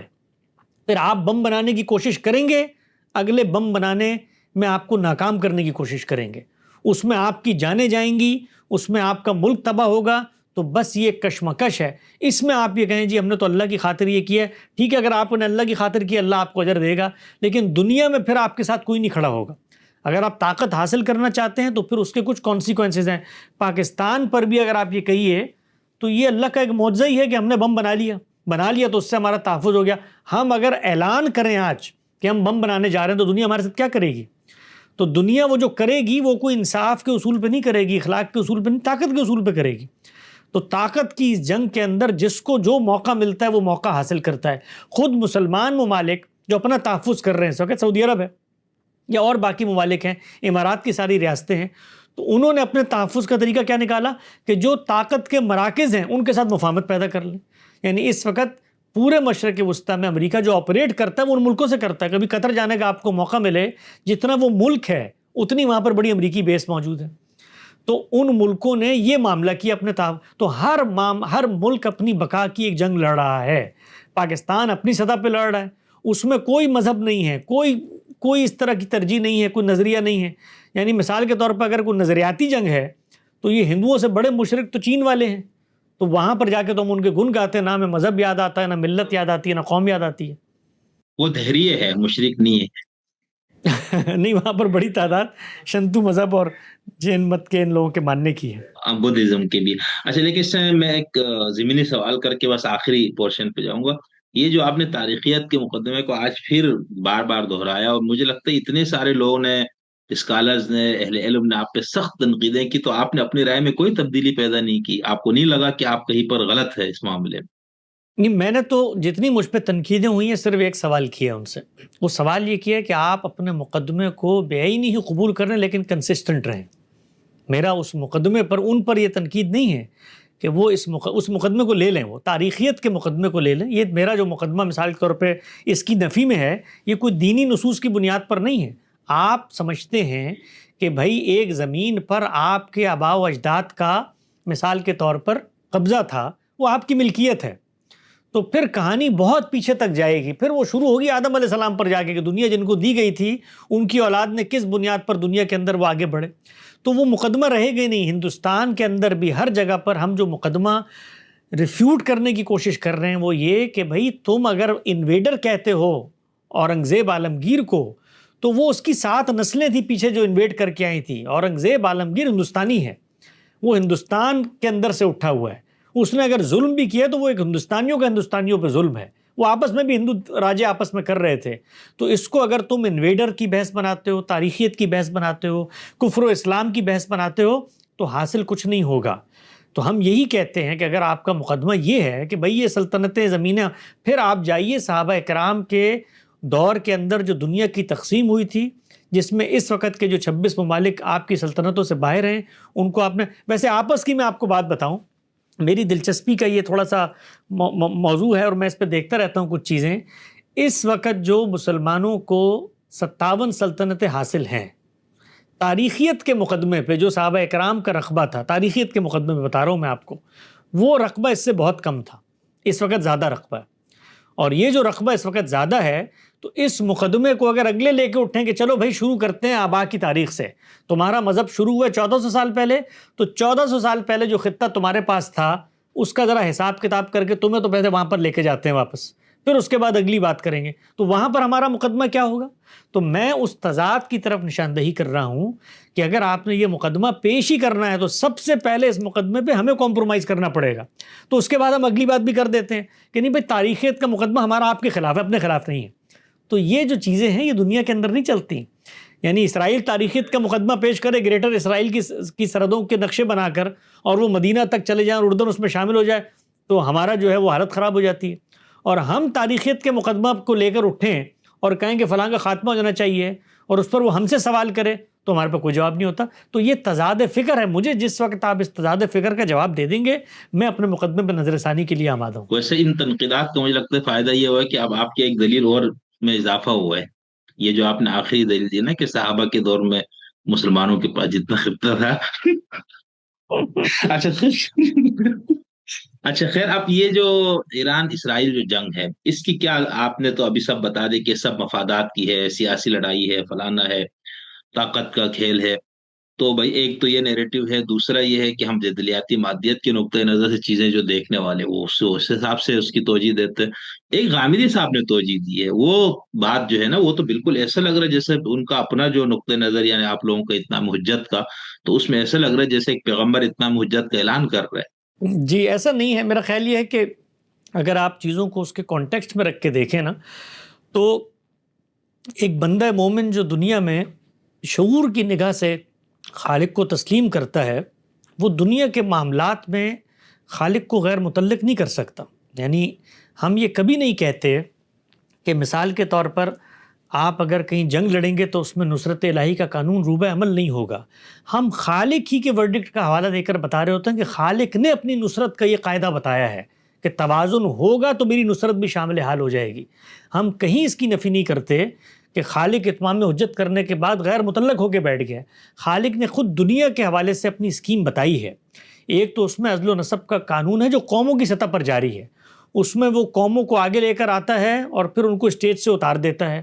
کسی جگہ پر جا کے اس نوعیت کے معاملات کر دیتا ہے کہ انسان کی عقل حیرت زدہ اور دنگ رہ جاتی ہے کہ یہ معاملہ ہوا کیسے. مثال دیکھیے نا، جس پس منظر میں ہم نے یہ بات کی کہ عالمی سطح پر مسلمانوں کو شکست ہوئی. شکست ہونے کے بعد جو دنیا کا عرف اور تمدن تھا، اس میں تو جو میں نے آرٹیکل میں بھی بات لکھی ہوئی تھا کہ ہماری ماؤں نے نعوذ باللہ لونڈیاں بننا تھا، ہم نے باج گزار بننا تھا، غلامی ہونی تھی، اور ایک ایسی زندگی کی طرف ہمیں دھکیلا جانا تھا جس میں ہم بھیگ دیتے ہیں جینے کی، آرزو ہوتی ہے مر جانے کی. اس پس منظر سے خدا نے نکالا، اور وہ قومیں جو طاقتیں پا رہی تھیں خود آپس میں ان کو لڑوا دیا. اب جب ہم کہتے ہیں لڑوا دیا تو یہ یوں نہیں ہوتا کہ مثال کے طور پہ ہٹلر پر وہی آئی تھی کہ جا کر تم برطانیہ پر چڑھ دوڑو. یہ ہوتا ہے کہ سارے معاملات خدا کے اذن سے ہوئے، خدا کی مشیت سے ہوئے، اس نے ہونے دیے اور اس کے کچھ نتائج نکلے. ان نتائج کا اگر آپ تجزیہ کریں تو یہ حقیقت ہے، میں نے اپنے آرٹیکل میں بھی لکھا کہ جو دنیاوی اصول ہیں، یعنی جو اس وقت مادہ پرستی کے پس منظر میں آپ دیکھ لیں، ان کی توجیہ ناممکنات میں سے ہے. یعنی یہاں پر کچھ لوگ پیدا ہوتے ہیں، وہ فلسفے پیش کرتے ہیں، ان فلسفوں سے کچھ حکمران متاثر ہوتے ہیں، اس کا اثر عالمی سطح پر جاتا ہے، خود عالمی قوتیں یکا یک باہم دست و گریباں ہو جاتی ہیں. اس کے نتیجے میں ان سلطنتوں سے وہ بھاگنے پر مجبور ہو جاتی ہیں. وہاں پر ایک تقسیم ہوتی ہے. اس تقسیم میں جہاں پر ہم کہیں نہیں کھڑے ہوئے تھے عددی تعداد کے علاوہ، وہاں پر ہمیں 57 ممالک مل جاتے ہیں. ان 57 ممالک کے ملنے کے بعد اگر ہم کسی خدا کو مانتے ہیں تو ہم یہ دیکھیں گے نا کہ بھئی شکست کے باوجود اگر میں بدحال تھا، نہ میرے پاس تعلیم تھی، نہ پس منظر تھا، نہ تجربہ تھا، اور مجھے یکا یک اتنی بڑی سلطنت، اتنا بڑا مرتبہ، اتنی بڑی نوکری مل گئی، تو میں یہ دیکھوں گا نا کہ یہ جس نے دی ہے تو آخر وہ بھی تو دنیا میں موجود ہے، اس کے بھی کچھ قوانین چل رہے ہیں، اس کے مجھ سے کچھ تقاضے ہیں کہ نہیں ہیں اس پر. تو ہم نے یہ کہا ہے کہ اللہ تعالیٰ نے ہر جگہ یہ بتایا ہے کہ لَإِن شَكَرْتُمْ لَأَزِيدَنَّكُمْ. بندہ مومن قناعت کرتا ہے، شکر کرتا ہے تو اللہ اس میں افزونی کرتا ہے، اضافہ کرتا ہے. تو ہم گرے ہوئے تھے، ہمیں خدا نے اٹھا دیا، اٹھا کے اس جگہ پر پہنچا دیا، اور ہمارے قدموں تلے سے تیل کے کنویں اور ندیاں بہا دیں. اور ہم وہ قوم جس قوم کو سر چھپانے کی جگہ نہیں مل رہی تھی، آپ امیجن کریں ہم یہود کی طرح دنیا میں بھٹک رہے ہوتے آج، ملک ہمارے ساتھ وہی معاملہ ہو رہا ہوتا جو 100 سال ان کے ساتھ ہوا. لیکن یکا یک صورتحال خدا نے بدلی اور ہمیں عالمی منظرنامے پہ اس سیاسی افق پہ ابھار کے 57 ریاستیں دے دی. اور ان ریاستوں کے اندر ہمارے پاس نہ صرف یہ کہ نیم خود مختاری ہے، بلکہ کسی حد تک ہم دنیا کے معاملات میں اثر انداز ہونے کی پوزیشن میں کھڑے ہوئے ہیں، اس لیے کہ ہمارے پاس کچھ نہ کچھ مالی طاقتیں ہیں، کچھ اسٹریٹجک پوزیشنز ہیں، کچھ قومی خزانے ایسے ہاتھ آگے ہیں. تو اس میں خدا کی طرف ہمیں دیکھنا ہے کہ نہیں دیکھنا. اور پھر ہم کوئی وہ قوم ہے جو بے یار و مددگار بازار میں کھڑے ہوئے ہیں، ہم کوئی بیرائی کا غلہ ہیں، ہم کوئی رام کی لیلا ہیں، ہم کوئی کیلنڈر کا کھیل ہے؟ نہیں، ہم خدا کی اسکیم کے اندر اس امت کی حیثیت سے کھڑے ہوئے ہیں جس کے کندھوں پہ کچھ ذمہ داری ہے، اور وہ ذمہ داری خدا کے قانون کے تحت ہے. جی یہاں آپ پھر وہی امت والی بات کر رہے ہیں. یہاں تو ریاست ہے نا. اب جیسے ایران ہے مثال، اس کے پاس بھی تیل کے کنویں اور گیس کے ذخائر سب ہے. سعودی عرب کے پاس بھی تیل ہے. سعودی عرب نے اس طرح کے پنگوں میں حصہ نہیں لیا تو سکون سے بیٹھا ہوا ہے، وہ اپنے ملک نہیں، کو. وہ تو سکون سے بیٹھا ہوا ہے، لیکن خدا کے کچھ قانون ہیں اس کے ساتھ، وہ بنی اسماعیل کے ساتھ جڑے ہوئے ہیں. اور ہم جب ایمان لاتے ہیں تو ہم اس بنی اسماعیل کے ساتھ تابعاً شامل ہو جاتے ہیں. یعنی اس کا یہ مطلب ہرگز نہیں ہے کہ جس وقت ہم یہ کہیں کہ ممالک کی تقسیم ہے، نیشن اسٹیٹ کا دور ہے، قوموں کی جنگ ہے، فلسطینی ایک قوم ہے، فلاں دوسری، وہ سب چیزیں اپنی جگہ پر ہیں، لیکن اس سب کے باوصف اگر ہم کسی نظریے کو مانتے ہیں تو کچھ اس کے تقاضے ہوں گے ہم سے کہ نہیں ہوں گے. سوال یہ ہے. تو اللہ تعالیٰ تو قرآن مجید میں یہ کہتا ہے اس امت کو، وہ بنی اسماعیل ہے اور ہم اس کے تابع ہیں، کہ کذالک جعلناکم امۃ وسطا لتکونوا شہداء علی الناس ویکون الرسول علیکم شہیدا. اسی طرح تمہیں اٹھایا ہے جیسے بنی اسرائیل کو اٹھایا تھا، اور ان کے ساتھ کچھ وعدے تھے. قرآن مجید نے بتایا ہے ان عدتم عدنا، اگر تم لوٹو گے تو میں بھی لوٹ کے آؤں گا. تو اللہ تعالیٰ کے کچھ قوموں کے ساتھ وعدے ہیں، ہم بھی خدا کی اس قوم کا حصہ ہیں، اور اس قوم کے اوپر کچھ ذمہ داریاں ہیں، اور اس قوم کو اللہ پٹائی لگاتا ہے، اس قوم کو بھی لگائی ہے. لیکن مجھے تو یہ لگ رہا ہے نا کہ اس میں اللہ تعالیٰ جو ہے بیچارہ اس کو سمجھ میں نہیں آ رہا ہے کہ بنی اسماعیل کو تازیانے لگانے تھے، جس کے اندر سعودی عرب بھی شامل ہے، قطر بھی شامل ہے، یو اے بھی شامل ہے، ایران بھی شامل ہے، وہ کوڑا سارا ایران کے اس پہ برسوار ہے. بھائی تو پوری بنی اسماعیل پہ لگواؤ نا، سعودی عرب پہ بھی لگوائے آپ، ہم پاکستانیوں پہ بھی لگوائے، سب پہ. افغانستان ابھی ماشاء اللہ سے سکون میں ہے، نہ وہ اس پہ کوئی بیان دے رہے، نہ اس کو امت کا درد ہے، نہ کچھ بھی نہیں ہے. ہم نے تو کوئی بیان نہیں دیکھا. تو یہ تو قانون اس طرح سمجھ میں نہیں آتا کہ خدا بھی جو ہے نا کوئی علیم و خبیر ذات کے طور پر. تو پھر تو تمام مسلمانوں کو عذاب میں مبتلا کرنا چاہیے، جس طرح یہود کے ساتھ کیا ہے اس نے قرآن پاک کی ان آیات کو جو اس کے آپ لوگ یہ تفسیر کرتے ہیں. قوموں کی سطح پہ خدا کی سنت کے ظہور کو اگر آپ نے دیکھنا ہو تو خود یہود کی تاریخ آپ کو پڑھنی چاہیے، جس میں یہ بات سامنے آئے گی کہ قوموں کے ساتھ خدا کا یہ معاملہ یکا یک نہیں ہوتا، اس لیے کہ قوموں کو خاتمہ نہیں کرنا اس نے دنیا سے، قوموں کو برقرار رکھنا ہے، ان کو مہلت دینی ہے. ان کے گروہوں کے اندر اگر کہیں انحراف ہو رہا ہے تو کچھ ان کو اندیشے بھی ہوں گے، کچھ تنبیہات بھی ہوں گی، کچھ خدا کی طرف سے انعامات کا ظہور بھی ہوگا تاکہ قومی سطح پر شعور بیدار ہو. اگر خاتمہ ہی کرنا ہے تو پھر تو یہود کا اللہ تعالیٰ کو خاتمہ کر دینا چاہیے تھا. اور بھائی اگر پٹائی لگنی ہے ان کی تو ان کو زندہ بھی رکھنا ہے، عروج بھی ملنا ہے، بحالی بھی آنی ہے، موقع بھی ملنے ہیں. یہی معاملہ امت مسلمہ کے ساتھ بھی ہو رہا ہے. یعنی اس وقت جس کو آپ کہتے ہیں وہ آسودہ حالی میں ہیں، وہ مغرب کے باج گزار بن کے آسودہ حال بیٹھے ہوئے ہیں. اس میں خدا کی طرف سے کچھ ان کے ساتھ معاملات اب ہوئے ہیں. یہ دیکھیں اب یہ آپ یہ نہ کریں نا، باج گزار بن کے کس طرح سے؟ مطلب جو اس چلو وقت جس ملک نے کہا ہم نہیں باج گزار بنتے، 40 سال سے پابندیوں کا شکار ہے نا مثال کے طور پر. اور آپ یہی وہی تانے ہے جو یہ لوگ دیتے ہیں، جو ایرانی کے نیریٹو کے لے کے چلنے والے، وہ یہی سارے تانے ان کو دے رہے. وہی تانا آپ بھی دے رہے. باج گزار کس طرح سے؟ بھائی وہ ایک حق خدمت دے رہے کہ ان کی حفاظت کے لیے ان کے فوجیوں کو اس نے نوکر رکھا ہوا ہے. باج گزاری تو نہیں ہے یہاں پر کوئی. ہاں ہاں ملازم ہے بھائی، وہ یہ تنخواہ دے رہا ہوں میں یہاں یہ پر. یہ جو آپ نے بیان دیا ہے نا، یہ کسی سعودی شہزادے کی زبان سے دلوا کے دکھا دے مجھے کہ ہم نے امریکیوں کو نوکر رکھا ہوا ہے، ہمارے یہ نوکر ہیں، ہماری غلامی کر رہے ہیں، ہماری حفاظت کر رہے ہیں. حقیقت یہ نہیں ہے. ان کے ملکوں کے اندر ان کی جو قیادت بیٹھی ہوئی ہے، کبھی پس منظر میں دیکھیں بھائی وہ قیادت ان سے معاہدہ کر کے وہاں پر حکومت ملی ہے اس کو. یعنی سعودی عرب کے اندر جو اس وقت خاندان بیٹھا ہوا ہے وہ تو اس معاہدے کے نتیجے میں ہے جس میں عثمانیوں کا خاتمہ ہوا تھا اور برطانیہ عظمہ نے ان کو وہاں پر اقتدار دیا تھا. اس کی ذرا شکیں پڑھیں کہ جن کے اندر اس تحفظ کی ذمہ داری انہوں نے لی ہوئی ہے کہ ان عالمی قوتوں کے مفادات کے خلاف کچھ ہوگا تو ہم کہاں کھڑے ہوئے ہوں گے. تو صورتحال اتنی سادہ نہیں ہے جس طریقے سے ہمارے یہاں کے مولوی پیش کر رہے ہوتے ہیں. پاکستان پر تو وہ تازیانہ نہیں لگ رہا نا پھر بنی اسماعیل والا. پاکستان تو آیات من آیات اللہ ہے، اس کا معاملہ سب سے مستثنا ہے. ہم تو گرتے ہوئے کھڑے ہو جاتے ہیں، چلتے ہوئے دور پڑتے ہیں. وہ اس کا معاملہ وہی ہے کہ کسی کو سمجھ میں نہیں آتا کیا ہو رہا ہے. لیکن دیکھیے اگر عالمی سیاست میں تو ادنا سا طالب علم ہوں، اس میں بالکل چیزوں کو ابتدائی سطح پہ دیکھتا ہوں.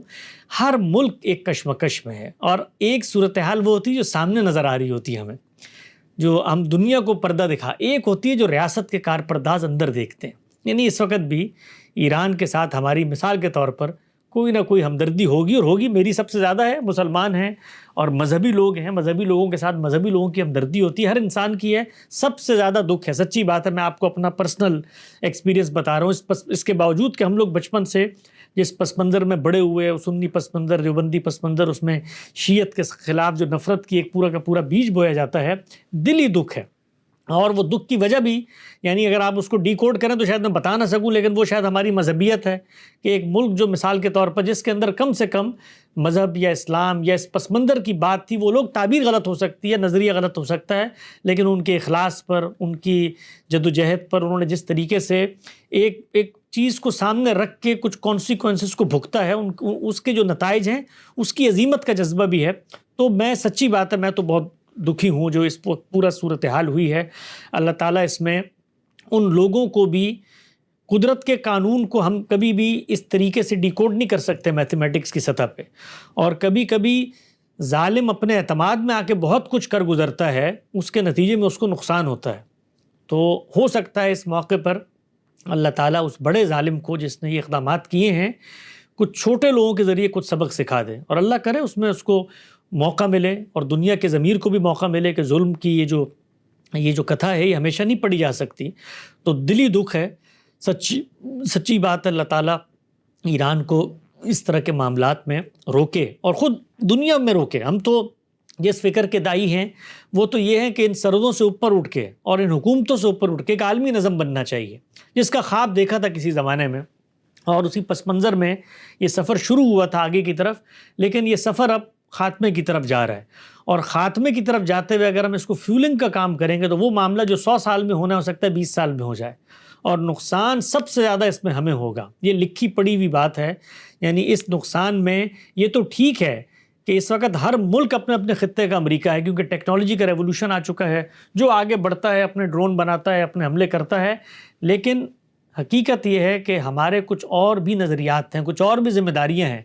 اس بیگج کے ساتھ ہماری امت کو گود لینے پہ کوئی طاقت تیار نہیں ہوگی، تو ہمیں اپنے بل پر ہی کھڑا ہونا تھا۔ اس کے بعد خدا کی نصرت اور تائید ہمارے ساتھ آنی تھی، کچھ ذمہ داریاں تھیں جو ہم نے پوری کرنی تھیں۔ ان نیشن اسٹیٹس کے اندر رہتے اس بندوبست کو مان کر بھی ایک ایک قدم اگر آگے بڑھاتے تو شاید دنیا میں مزید بہتری کرنے کا ہم باعث بن سکتے تھے۔ صاحب انشاءاللہ میں یہ قوموں کے عزل و نسب کے حوالے سے مکتب فراہی کا، غامدی صاحب کا اور آپ لوگوں کا جو نقطہ نظر ہے اس کے اوپر میں آپ سے مستقل کسی دن ٹائم لوں گا، کیونکہ یہ بہت اہم ہے۔ اس سے متعلقہ بہت سی آیات کو اگر آپ پس منظر میں پڑھے، سیاق و سباق سے پڑھے، تالیف جملہ جو آپ لوگ کا اصول ہے، تو وہ تو سارا لگتا ہے ادھر صحابہ سے، حضور سے اور مکے کے مشرکین سے خطاب ہے، یہ ادھر نہیں ہے کہ یہ چلے نہیں اس کا ایک فائدہ تو ہوگا، ہماری اس ایک بحث کا ایک فائدہ تو ہوگا، کم سے کم ہمارے ناقدین قرآن مجید کو نظم میں رکھ کے پڑھنے پہ قائل ہو جائیں گے۔ نہیں یار، نہیں وہاں پر تو میں کہہ رہا ہوں کہ وہ تو نظم میں پڑھے تو وہاں تو یہ لگتا ہے کہ وہ نہیں، تو مجھے ادھر بڑی بات خوشی ہوتی ہوتی نا۔ ہے، مجھے بڑی خوشی ہوتی ہے جو تنقیدات ہو رہی ہیں نا، جس میں ہمیں یہ بتایا جا رہا ہے کہ قرآن کی آیت تو اس پس منظر میں ہے، یہاں پر تو شیطان سے مراد یہود تھے، یہاں پر تو یہ تھا، تو مجھے بڑی دلی مسرت ہوتی ہے۔ آپس کی بات ہے، ہمارے یہ سب مقدمات غلط بھی ثابت ہو جائیں، کم سے کم اس میدان میں لانے میں کامیاب ہو گئے جہاں پر اب قرآن کی آیتیں پس منظر میں پڑھ کے ہمیں سمجھائی جا رہی ہیں۔ بالکل نہیں، میں اصل میں بہت عرصہ پہلے بھی میری بہت دلچسپی کا موضوع اس میں ابوالکلام آزاد، پرویز، پتہ نہیں کس کس کی کتابیں جمع کی، یہ اسباب زوال امت، قوموں کو عروج زوال کا قرآن کا، لیکن مجھے کک ہوئی سمجھ میں آ گیا، پھر سوشلی ہسٹورین نظریات وغیرہ ادھر ادھر چلے گئے، تو میں نے کہا آپ سے انشاءاللہ ایک اس پہ رکھیں گے اور بہت اچھی گفتگو انشاءاللہ آپ سے ہوگی۔ اچھا، غامدی صاحب نے یہ آیت جو پیش کی نا، سورہ اعراف کی آیت نمبر 167، وَإِذْ تَأَذَّنَ رَبُّكَ لَيَبْعَثَنَّ عَلَيْهِمْ إِلَى يَوْمِ الْقِيَامَةِ مَن يَسُومُهُمْ سُوءَ الْعَذَابِ إِنَّ رَبَّكَ لَسَرِيعُ، آیت نہیں پڑھی انہوں نے لیکن حوالہ یہی دیا تھا، تو وہ جب میں نے ڈھونڈی تو یہ آیت نکلی، اور ترجمہ میں غامدی صاحب کا ہی پڑھ رہا ہوں۔ اور وہ بات بھی یاد دلاؤ جب تمہارے پروردگار نے، بریکٹ میں لکھا ہے، اپنے اس فیصلے سے انہیں آگاہ کیا کہ روز قیامت تک وہ ضرور ایسے لوگوں کو ان پر مسلط کرتا رہے گا جو انہیں نہایت برے عذاب دیں گے۔ حقیقت یہ ہے کہ تمہارا پروردگار بہت جلد سزا دینے والا بھی ہے اور یقیناً بخشنے والا اور نہایت مہربان بھی۔ تو اس پہ جو حاشیہ ہے 554 کا، اس میں غامدی صاحب نے لکھا ہے، میں اصلاحی صاحب کی تفسیر بھی رکھی تھی لیکن یہاں پر ٹائم کم ہے، اس لیے میں صرف اس میں غامدی صاحب لکھتے ہیں کہ بنی اسرائیل کو اس فیصلے سے ابتدا ہی میں آگاہ کر دیا گیا تھا، چنانچہ بائبل کے صحیفوں، اخبار اور استثناء میں کئی جگہ اس کا ذکر ہوا ہے۔ انبیاء علیہ السلام اس کے بعد بھی انہیں اس کی یاد دہانی کرتے رہے۔ یسعیاہ، یرمیاہ اور دوسرے تمام نبیوں کے صحائف اسی تنبیہ پر مشتمل ہیں۔ آخر میں سیدنا مسیح علیہ السلام نے یروشلم کی گلیوں میں اس کی منادی کی۔ یہ فیصلہ کس طریقے سے نافذ ہوا، دنیا کی تاریخ اس کی گواہی دیتی ہے۔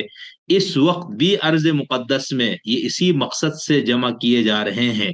پھر آگے انہوں نے استاذ امام کا حوالہ دیا کہ استاذ امام لکھتے ہیں یہ آشیہ بندی بھی ایک نئے طوفان کی دعوت ہے جس کے بعد ان کی پوری مجتمعی قوت انشاءاللہ یک قلم ختم ہو جائے گی۔ تو یہاں سے تو یوں لگ رہے ہیں نا جیسے انشاءاللہ اللہ تبارک و تعالیٰ نے امام حسین کے علم کو اٹھانے والے ایران کو مسلط کر دیا ہے اس قانون کو نافذ کرنے کے لیے، وہ عذاب کا تازیانہ بن کے۔ لیکن آگے جا کے غامدی صاحب نے فوراً ایران کو بھی عذاب الہی کے اندر شامل کر دے، تو ایک گل سانو سمجھ نہیں آئی۔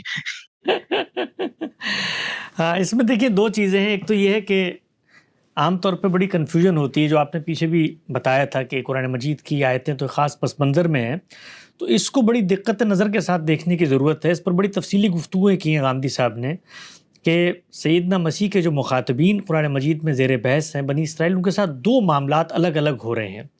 ایک معاملہ وہ ہے جو رسول کے انکار کے نتیجے میں عذاب آتا ہے، اور وہ رسول بھی کون سا ہے؟ وہ جو ایک منتخب قوم میں اتمام حجت کر کے بالکل آخری درجے میں آ چکا ہے اور اب قوم ہی کو اس ذمہ داری سے معزول کیا جا رہا ہے۔ تو ایک تو وہ عذاب ہے، اس پس منظر میں قرآن مجید بے تحاشا جگہوں پر ان کو بتاتا ہے کہ اب تمہارے ساتھ یہ ہونے والا ہے۔ ایک اللہ تعالیٰ کی سنت ہے جو قوموں سے متعلق ہے، وہ قوم ہے جس کا اس نے استفا کیا تھا۔ اس کو تورات میں بڑی تفصیل سے بیان کیا ہے، خود غامدی صاحب نے میزان میں لکھا ہے اللہ تعالیٰ کا وہ قانون کیا ہے، اور وہ قانون قوموں سے متعلق ہے، اور وہ قومیں صرف بنی اسرائیل نہیں ہیں، وہ قومیں بنی اسماعیل بھی ہیں، کیونکہ بنی اسماعیل کا جو تقرر ہے وہ اسی اصول پر ہوا ہے استفا کے جس پہ بنی اسرائیل کا ہوا تھا۔ اس کو قرآن مجید نے بیان کیا، کذالک جعلناکم، اسی طرح ہم نے یہ کام کیا ہے۔ جب اسی طرح یہ کام ہوا ہے تو اسی طرح اللہ تعالیٰ ان قوموں کے ساتھ جن کو ذمہ داری دی جاتی ہے کچھ آزمائش کے معاملات کرتے ہیں۔ اب یہ جو چیز ہے کہ جب یہ آپ کے سامنے خدا کی یہ ہدایت آتی ہے اور ایک عملی مصداق خارج میں موجود ہے تو وہاں پر اجتہادی اطلاق کیا جاتا ہے۔ میں ہرگز یہ نہیں کہتا کہ غامدی صاحب نے اس وقت یہ جو اجتہادی اطلاق کیا ہے اپنے اس فہم کا قرآن مجید کی ان نصوص اور اللہ تعالیٰ کے استفا کے قانون کی اس روشنی میں وہ 100% درست ہوگا، یا مثال کے طور پر ان کو اللہ تعالیٰ نے کہیں سے آ کر یہ بتا دیا کہ یہی کام میں نے کیا ہے، ایسا تو کچھ بھی نہیں ہے نا۔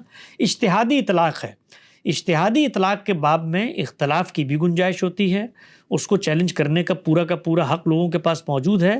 تاہم ایک بندہ مومن کی حیثیت سے ہم جب اپنے ورلڈ ویو میں چیزوں کو رکھ کے دیکھتے ہیں تو خدا کو نہ صرف یہ کہ مائنس نہیں کر سکتے، دوسری چیز یہ ہے کہ ہم جو خدا کے ایک مشن پر مامور قوم ہیں، ہم اپنے ساتھ ہونے والے معاملات میں بھی خدا کو مائنس نہیں کر سکتے۔ اس پہ ہم نے بھی ایک سیریز کا آغاز کیا ہے مسلمانوں کے عروج و زوال کے حوالے سے، اس کی 3 قسطیں نشر ہو چکی ہیں، اور اس میں جو چوتھی قسط ہے اس میں ہم نے اسی پہ بات کی ہے کہ اللہ تعالیٰ کا یہ قانون کیسے روبہ عمل ہوا، اور اس میں جو ہمارے جرائم ہیں ان کی نوعیت کیا ہے۔ یعنی جس وقت آپ دین کے معاملے میں علم کے جمود کا شکار ہو جاتے ہیں اور تقلید محض پہ چلے جاتے ہیں اور مذہب کی حقیقی روح فوت ہو جاتی ہے تو وہ کیسے اثر انداز ہوتی ہے اللہ کی تائید اور نصرت کے قانون پر۔ تو اس کو بڑی تفصیل سے بھی ہم نے سیریز کی ہے، آپ اس کو ضرور دیکھیں انشاءاللہ، اور اس پر کچھ سوالات ہوں تو اس کے لیے لیکن بہت اچھا۔ لیکن حسین صاحب یہاں پر تو دیکھیں نا، یہود سے خطاب ہے نا خدا کا، یعنی ان کو کہا جا رہا ہے کہ تمہارے ساتھ یہ ہوگا آیت کے اندر، ٹھیک ہے، پس منظر کے اندر رکھتے ہوئے اگلی آیت کو بھی ملا لے، وَقَطَّعْنَاهُمْ فِي الْأَرْضِ أُمَمًا، اور اس سے پیچھے بھی بات انہی کے چلی آ رہی۔ تو پھر اگر ہم جیسے غامدی صاحب کو موجودہ اجتہاد آپ نے کہا اس کے اطلاق میں غلطی ہو سکتی ہے، تو اس پہ میرا طالب علمانہ سوال یہ نا کہ پھر تو قوم یہود کے ساتھ ہونا چاہیے نا، اسرائیلی ریاست کے ساتھ نہیں۔ اسی طرح جو مسلمان والی آیت، وہ جو سورہ انعام کی آیت نمبر 65 جس کی طرف غامدی صاحب نے اشارہ فرمایا کہ او یلبسکم بعضا بأس بعض، کہ تمہیں ایک دوسرے سے عذاب کی شکل ہے، تو اس میں پھر یعنی اس اب میں وہی جو مجھے الجھن ہے نا کہ اب تو ریاست ہے نا، اب تو یہود قوم نہیں ہے، مسلمان قوم کی بات ہی نہیں ہے، تو اس لیے مجھے تو لگتا ہے اللہ تعالیٰ کا کوئی اس میں کوئی چکر ہے ہی نہیں کہیں۔ نہیں، دیکھیے اس میں جب آپ اللہ تعالیٰ کی طرف سے چیزوں کو میتھمیٹیکل سمجھنے کی کوشش کرتے ہیں تو شاید ہم کبھی کامیاب نہ ہو سکیں، وہ سمبولک ہوتا ہے ہمیشہ، اور اس سمبولک چیزوں کے اندر بھی دیکھیے قوم یہود اس وقت کہاں ہے دنیا میں، دنیا بھر میں پھیلے ہوئے ہیں، امریکہ میں موجود ہیں، باقی جگہوں پر موجود ہیں، لیکن ان کی جمعیت کا ایک سمبولک اظہار ہے، اور دنیا بھر میں بیٹھے ہوئے موجود یہود اصل میں اسی سلطنت کی بقا کی جنگ لڑ رہے ہیں، وہ امریکہ میں ہو یا کہیں اور ہو، اور خود اسی قوم کا جو ایک سمبل ہے طاقت کا، اسی کی پشت پناہی بھی کی جا رہی ہے۔ تو قوم یہود کی جمعیت کا اس وقت اظہار اسرائیلی کی صورت میں ہوتا ہے۔ تو آپ یہ نہیں کہہ سکتے کہ مثال کے طور پہ اگر یہودیوں پہ کہیں عذاب آئے گا تو اسرائیل پہ نہیں، اسرائیل تو ایک نیشن اسٹیٹ کے پس منظر میں وجود نہیں، دنیا بھر سے مسلمان بھی رہتے، اس میں مسلمان بھی رہتے میرے خیال سے، ہم مسلمان بھی رہتے ہیں، مسلمان بھی رہتے ہیں، عیسائی بھی رہتے ہوں گے، جی بالکل رہتے ہیں، وہ تو جو وہاں نقصان ہوگا سب کو ہوگا نا۔ ابھی جو ایران نے میزائل پھینکے ہیں ادھر کئی مسلمان بھی مرے ہوں گے سویلین آبادی میں، ہو سکتا ہے، ہمیں تو نہیں پتا، دہریے بھی مارے ہوں گے، تو وہ تو پھر عذاب اس طرح تو نہیں ہو سکتا ہے نا۔ دیکھیے عذاب کی 2 صورتیں ہوتی ہیں، یہی میں نے شروع میں عرض کیا تھا کہ ایک عذاب وہ ہے جو اتمام حجت کے بعد آتا ہے، اس میں تو متعین فرد پہ فرد جرم عائد ہوگی، اس پہ عذاب آ جائے گا۔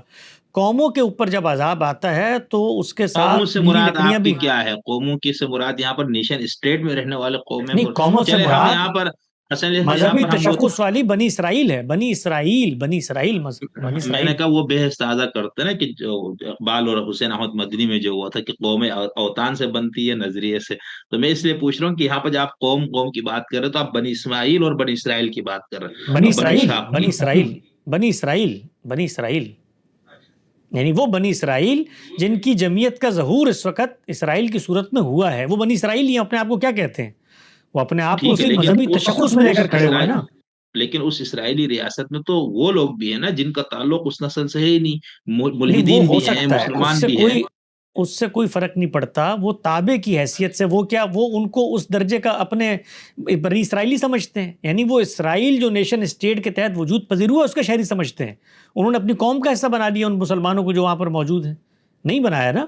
وہ تو ایک وہ تو ایک مملکت کے اندر حقوق دیے گئے ہیں، وہ اس پس منظر میں تو بہت ساری جگہوں پر ہمارے یہاں لوگ شامل ہو گئے، خود بنی اسرائیل کے اندر پردیسی شامل ہو گئے تھے، تو وہ اگر تو اس تشخص میں شامل ہو جائیں تو پھر تو وہ اس کا حصہ بن جاتے، جیسے ہم شامل ہو گئے بنی اسماعیل کے ساتھ، ہم اس مذہبی تشخص کے تحت شامل ہو گئے ہیں، تو اب جب ان کے ساتھ کچھ معاملہ ہوتا ہے تو ہمارے ساتھ بھی تابعاً معاملہ ہوتا ہے، ان کے پر آزمائش آئے گی تو کچھ ہم پر بھی ذمہ داریاں تابعاً آ جاتی ہیں۔ تو اب مثال کے طور پر بنی اسرائیل جو ہیں ان کی علامت اور طاقت کا سمبولک ظہور اس خطے میں اسرائیل کی وجود سے ہوا ہے، وہ قوم وہاں پر آباد ہے، اور دنیا میں ہمیشہ جب بات کی جا رہی ہوتی ہے تو وہ غلبے کی یہی کہ بھئی اکثریت کیا ہے، تاثر کیا ہے، کون لوگ وہاں پر آباد ہیں، وہ اس قوم کے لوگ آباد ہیں، اسی مقدس زمین کو اپنی سرزمین سمجھتے ہیں۔ مسلمان تو جو وہاں پر شامل ہوئے وہاں پر پہلے سے آبادیاں موجود تھیں، اور جو تقسیم ہوئی تھی اس تقسیم کے اندر چونکہ خطے کی تقسیم ہوئی تھی، اس خطے کی تقسیم میں جو پہلے سے سیٹلرز موجود تھے ان کو نہ نکالنے کی بات کی گئی تھی، ان میں بھی بڑی تعداد میں لوگ نکل گئے، تو وہ اس وقت کیا بنی اسرائیل یا اسرائیلی قوم ان کو اپنا حصہ سمجھتی ہے؟ نہیں، وہ اپنی اسٹیٹ کے اندر ان کو کچھ حقوق دے کر شہریت کی حیثیت سے تسلیم کرتی ہے۔ تو یہ لازم نہیں ہے کہ ان کے ساتھ اگر خدا کی کسی سنت کا ظہور ہو یا معاملہ ہو تو وہ پوری دنیا میں جو یہودی موجود ہیں ان کے ساتھ ہونا چاہیے، ایک سطح پر ہونا چاہیے، ایسا ہونا چاہیے کہ جس سے دنیا یہ کہنے پر مجبور ہو جائے کہ دیکھو قوم کے ساتھ واقعی میں عذاب کا معاملہ ہے، اللہ تعالیٰ نے قوم کو بحال بھی رکھنا ہے، برقرار بھی رکھنا ہے، اور پٹائی بھی لگانی ہے۔ تو آپ یہ فرما رہے ہیں کہ جس کو ہمارے عذاب استیصال کہا جاتا ہے، اتمام حجت کی بات آتی ہے، اس میں اس قوم کی پوری وقطع عذاب القوم الذین ظلموا وقیل الحمدللہ، یعنی اس کی جڑ کٹ جاتی ہے، اس کا صفایا ہو جاتی ہے۔ یہ تو ہو گیا اتمام حجت کی بات آنے والا عذاب، اس کے لیے تو چلو ہمارے پاس نصوص موجود ہے۔ یہ دوسری والی بات تو قرآن میں کہیں بھی نہیں ہے نا، یہ تو آپ نے خود ہی اپنے تخیل سے ڈال دیا نا۔ نہیں، یہ تخیل سے نہیں ڈالی ہے، یہ اچھا کہاں تخیل پر سے ہے؟ نہیں ڈالی ہے، یہ تخیل سے نہیں ڈالی ہے، قرآن مجید نے اس کو سوری، میں ایک اس طرح کی جملہ میں نے تھوڑا اس طرح غلط نہیں بول نہیں دیا، مجھے نہیں، ایسے نہیں کہنا چاہیے تھا۔ آپ کو حق ہے کہنے کا، مجذوب آدمی ہے، آپ کی کوئی بات ہم برا نہیں مناتے۔ تو یہ جو قرآن مجید نے اس بات قانون کو ریفر کیا نا، یعنی قرآن مجید کبھی بھی وہ مقدمات جو مسلمات کی حیثیت سے تسلیم شدہ ہیں، یعنی قرآن کے جو مخاطبین ہیں، آپ ذرا اس کو تھوڑا سا بدیہیات سادہ کو کر نہیں کے بتا، دیکھیں۔ ٹھیک ہے۔ جی میں سادہ کر کے بتاتا ہوں اس کو۔ قرآن کے جو مخاطبین ہیں، قرآن کے جو مخاطبین ہیں ان کا مقدمہ کیا ہے قرآن کے خلاف؟ یہی تو مقدمہ ہے کہ بھئی میری قوم کا استفا ہوا تھا، میری قوم کو کے اندر یہ نبوت آنی چاہیے، اس قوم نے سیدنا مسیح کو ماننے سے انکار کر دیا۔ وہ قوم جو قوم موجود ہے جس کو قرآن مجید، ہم تو اس کو کوئی باہر کی قوم سمجھتے نہیں ہیں، وہ تو ہماری اسی ٹریڈیشن کا حصہ ہے، اس کے بارے میں جو چیز زیر بحث آئے گی وہ تو اس کے لٹریچر میں زیر بحث آئے گی نا۔ تو آپ میزان کو کھولیں، اس کے بالکل ابتدا میں غامدی صاحب نے وہ اقتباس دیا ہے تورات کا، جس کے اندر اللہ تعالیٰ نے اپنے اس قانون کے تحت جو عذاب کا معاملہ ہوگا وہ بتایا یہود کو۔ تو ہم جب یہ کہتے ہیں کہ اللہ نے ہمارا انتخاب اسی بنیاد پہ کیا ہے، تو وہ آپ سے آپ لوٹ آتا ہے۔ ہمیں جس قومی ذمہ داری میں کہیں بٹھایا گیا ہے، دیکھیں یہود کو بٹھایا تھا کنعان میں، اس کے بعد کیا کیا؟ گرد و پیش کی ریاستیں خالی کروائیں، کہ یہ میراث کا علاقہ ہے، اس لیے کہ قوم یہاں پر رہے گی اور قوم نے یہ کام کرنا ہے، قوم کو تحفظ کی ضمانت دی ہے۔ رسول اللہ صلی اللہ علیہ وسلم نے کیا کیا؟ اتمام حجت، یعنی دونوں قوانین پیرلل چل رہے ہوتے ہیں ان قوموں کے ساتھ جن کا استفا ہو گیا ہے۔ تو خود رسول اللہ صلی اللہ علیہ وسلم نے یہ جو گرد و پیش کے علاقے خالی کروا کے اسلام کے لیے خاص کر دیے، جس کو شاہ ولی اللہ کہتے ہیں تجرد للاسلام ہو گئے ہیں ابھی یہ، تو وہ کس پس منظر میں ہوا؟ وہ قوم کی اسی قومی حیثیت میں خدمات انجام دینے کے لیے ان کے تحفظ کے پس منظر میں ہوا کہ یہ ہوگا تو پھر معاملہ ہوگا۔ اب مثال کے طور پر وہ قوم اس جگہ پر نہیں اترتی تو آپ دیکھیے کہ ہمارے دینی پیراڈائم میں، اب یہ میں ایک اور سوال چھوڑے جا رہا ہوں آپ کے لیے، اس پر کبھی الگ سے بات کیجیے گا، یہ ایک الگ موضوع ہے کہ جس وقت صحابہ کرام نے فتوحات کی ہیں، سیدنا عمر نکلے ہیں اور یہ پورا گریٹر شام کا علاقہ انہوں نے فتح کیا ہے، کیونکہ یہ اس وقت جو ہولی رومن امپائر تھی ان کے تسلط کا یہ علاقہ تھا، اور رسالت مآب صلی اللہ علیہ وسلم نے یہاں پہ خطوط لکھے تھے، اور یہاں پر اقتدار حاصل کرنے کے لیے صحابہ کرام پر آپ نے کچھ چیزیں پابند کر دی تھی کہ تم نے یہ کام کرنا ہے، اسی پس منظر میں فلسطین فتح ہوا ہے۔ تو ہم اگر اپنے دینی کانوٹیشن میں دیکھیں تو جس جگہ پر ہماری قوم کو بٹھایا گیا ہے، بنی اسماعیل، ان کے گرد و پیش کے علاقوں کو خالی کروانا، یہ خود ہماری اس دینی مشن کا ایک ناگزیر تقاضا ہے۔ ہوں گے کیسے؟ سیاست کے اصول پہ ہوں گے، طاقت کے اصول پہ ہوں گے۔ تو ہمیں اگر طاقت ملتی ہے، آپ نے مجھ سے پیچھے ایک سوال کیا تھا، میں نے اس سوال کا دنیا کے عرف میں ایک جواب دیا، تاریخیت کے پس منظر میں۔ جب آپ دینی پس منظر میں مجھ سے یہ سوال کریں گے تو اس کا جواب میں بطور طالب علم کے ضرور دوں گا کہ اگر ہمیں طاقت ملتی ہے تو اللہ کے پیغمبر نے جزیرہ نما عرب کے گرد و پیش کے جن علاقوں میں صحابہ کرام کی حکومت قائم کی تھی اور کسی مقصد سے قائم کی تھی، وہ مقصد مجروح ہوگا اگر وہاں پر حکومتیں قائم نہیں ہوگی، اور ہو رہا ہے کسی حد تک۔ مثال کے طور پہ اگر یہ توسیع ہوتی ہے اسرائیل کی تو ہمارا حرمین خطرے میں آئے گا، پوری امت اس وقت کھڑی ہوگی۔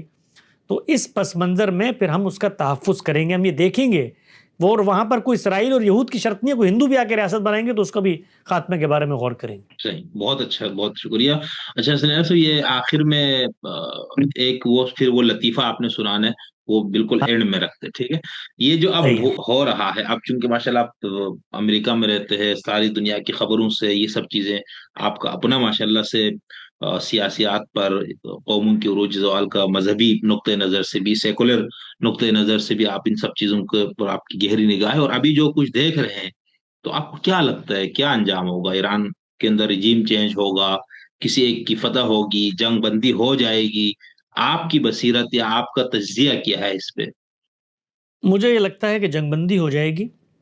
دنیا اس ایڈونچر کی پوزیشن میں اس وقت نہیں کھڑی ہوئی کہ آپ پوری کی پوری قوم کے اندر کسی گروہ کو، کسی ملت کے اندر کوئی سیاسی طاقت موجود ہے اس کا خاتمہ کر کے کہیں سے کوئی نئی قیادت پیدا کر کے وہاں پر بٹھا سکتے ہیں۔ یہ کم و بیش ناممکنات میں سے امریکہ کو اس کا اندازہ ہوا ہے۔ افغانستان کے اندر، نہیں، عراق میں تو کیا انہوں نے۔ عراق کے اندر بھی انہوں نے کرنے کی کوشش کی، لیکن وہاں کے ڈائنامکس ذرا مختلف تھے۔ خود عراق کے اندر جو مثال کے طور پہ رجیم موجود تھی، وہ وہاں کے جو حقیقی نمائندے لوگ تھے ان کے ساتھ مل کر نہیں کھڑی ہوئی تھی۔ خود وہاں پر جو ظلم کیا ہے صدام حسین نے، اور لاکھوں کی تعداد میں جو وہاں پر سیاسی عصبیتیں موجود ہیں ان کا گلا گھونٹا تھا، وہ لوٹ کے واپس آئی ہیں۔ تو ایران میں بھی ملکوں کی کافی حد تک ڈائنامکس، یہی صورتحال ہے نا، ایران نے بھی یہی صورتحال ہے، ولیعت فقیہ کے مخالفین کا بالکل جینا محال ہے وہاں پر۔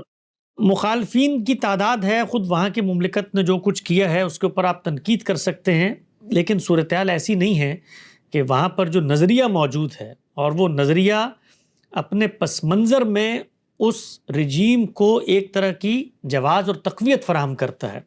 یعنی ایسا نہیں ہوا کہ امام خمینی وہاں پر آ کے مسلط ہو کر بیٹھ گئے ہیں، بلکہ جو کچھ اہل تشیعوں کا نظریہ ہے وہ دنیا میں مجسم ہوتا ہوا نظر آتا ہے۔ تو اس طریقے کی قوم جس کے ہاں دینی جواز موجود ہو کسی رجیم کا، اور وہ اس کو اس تقدس کی نگاہ سے دیکھ رہی ہو، وہاں پر اس طرح کے ایڈونچر کرنا کم و بیش ناممکنات میں سے ہے کہ آپ وہاں پر اس کا خاتمہ کر کے اور اسی طریقے کی بادشاہت کو دوبارہ سے بحال کر دیں۔ یہ بیج وہاں پر نہیں لگایا جا سکتا، اور مجھے یہ لگتا ہے جتنا کچھ میں نے یہ انٹرنیٹ کے اوپر دیکھا، اور وہ لوگ جو مثال کے طور پہ کبھی یہ خواب بھی دیکھتے تھے، وہ اس وقت کافی سہمے ہوئے ہیں، ان کو یہ اندازہ ہوا ہے کہ باقی تو ٹھیک ہے، اوپر سے آ کے آپ جو بمباری کر کے چلے جائیں، لیکن یہ نظام بنانا، مملکتوں کو لے کے چلنا، اس ایڈونچر کو اب مغربی ممالک بھی سنبھالنے کی پوزیشن میں نہیں ہے۔ اور اس کے لیے جس سطح کا سرمایہ چاہیے ہوتا ہے، دیکھیے آپ کو تو باہر بیٹھ کے بہت کچھ لگتا ہوگا نا امریکہ کے، خود امریکہ کے اندر جب آپ رہتے ہیں تو ہر نیشن کے کچھ داخلی چیلنجز ہوتے ہیں، اور وہ بھی وقت کے ساتھ ساتھ پائل اپ ہو رہے ہوتے ہیں۔ اب یہاں پر اس وقت کے جو چیلنجز ہیں، جس میں خود یہاں پر جو قوم موجود تھی ان کے ہاں نوکری کے مواقع، مال کی تقسیم، ٹیکسز کے مسائل، اللیگل امیگرینٹس، خود داخلی اضطرابات، یہ کنڈیشنز، ان لوگوں کے آپس کی تنازعات، جنگیں جو حکومتوں میں لے کر آئے، یہ سوشل میڈیا کا ریولوشن، اس میں ہر نیشن اس وقت اپنے بیگیج کے ساتھ ڈیل کر رہی ہے.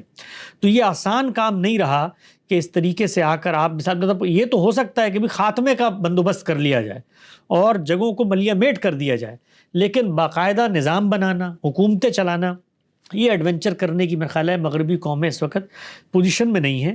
زیادہ سے زیادہ یہی ہوگا کہ ایران کو ایٹمی قوت بننے کا جو خواب تھا کسی بھی درجے میں، اس کا خاتمہ کر دیا جائے، اور اس کے بعد پھر مذاکرات کی سطح پر لا کر ان کو ایک ایسی جگہ پر آنے پر مجبور کر دیا جائے جہاں پر وہ داخلی طور پر اپنی نفرت کا اظہار کرتے رہیں، لیکن ان میں وہ طاقت اور صلاحیت نہ ہو کہ جس کی بنیاد پر وہ عالمی قوتوں کے فیصلوں کو چیلنج کر سکیں.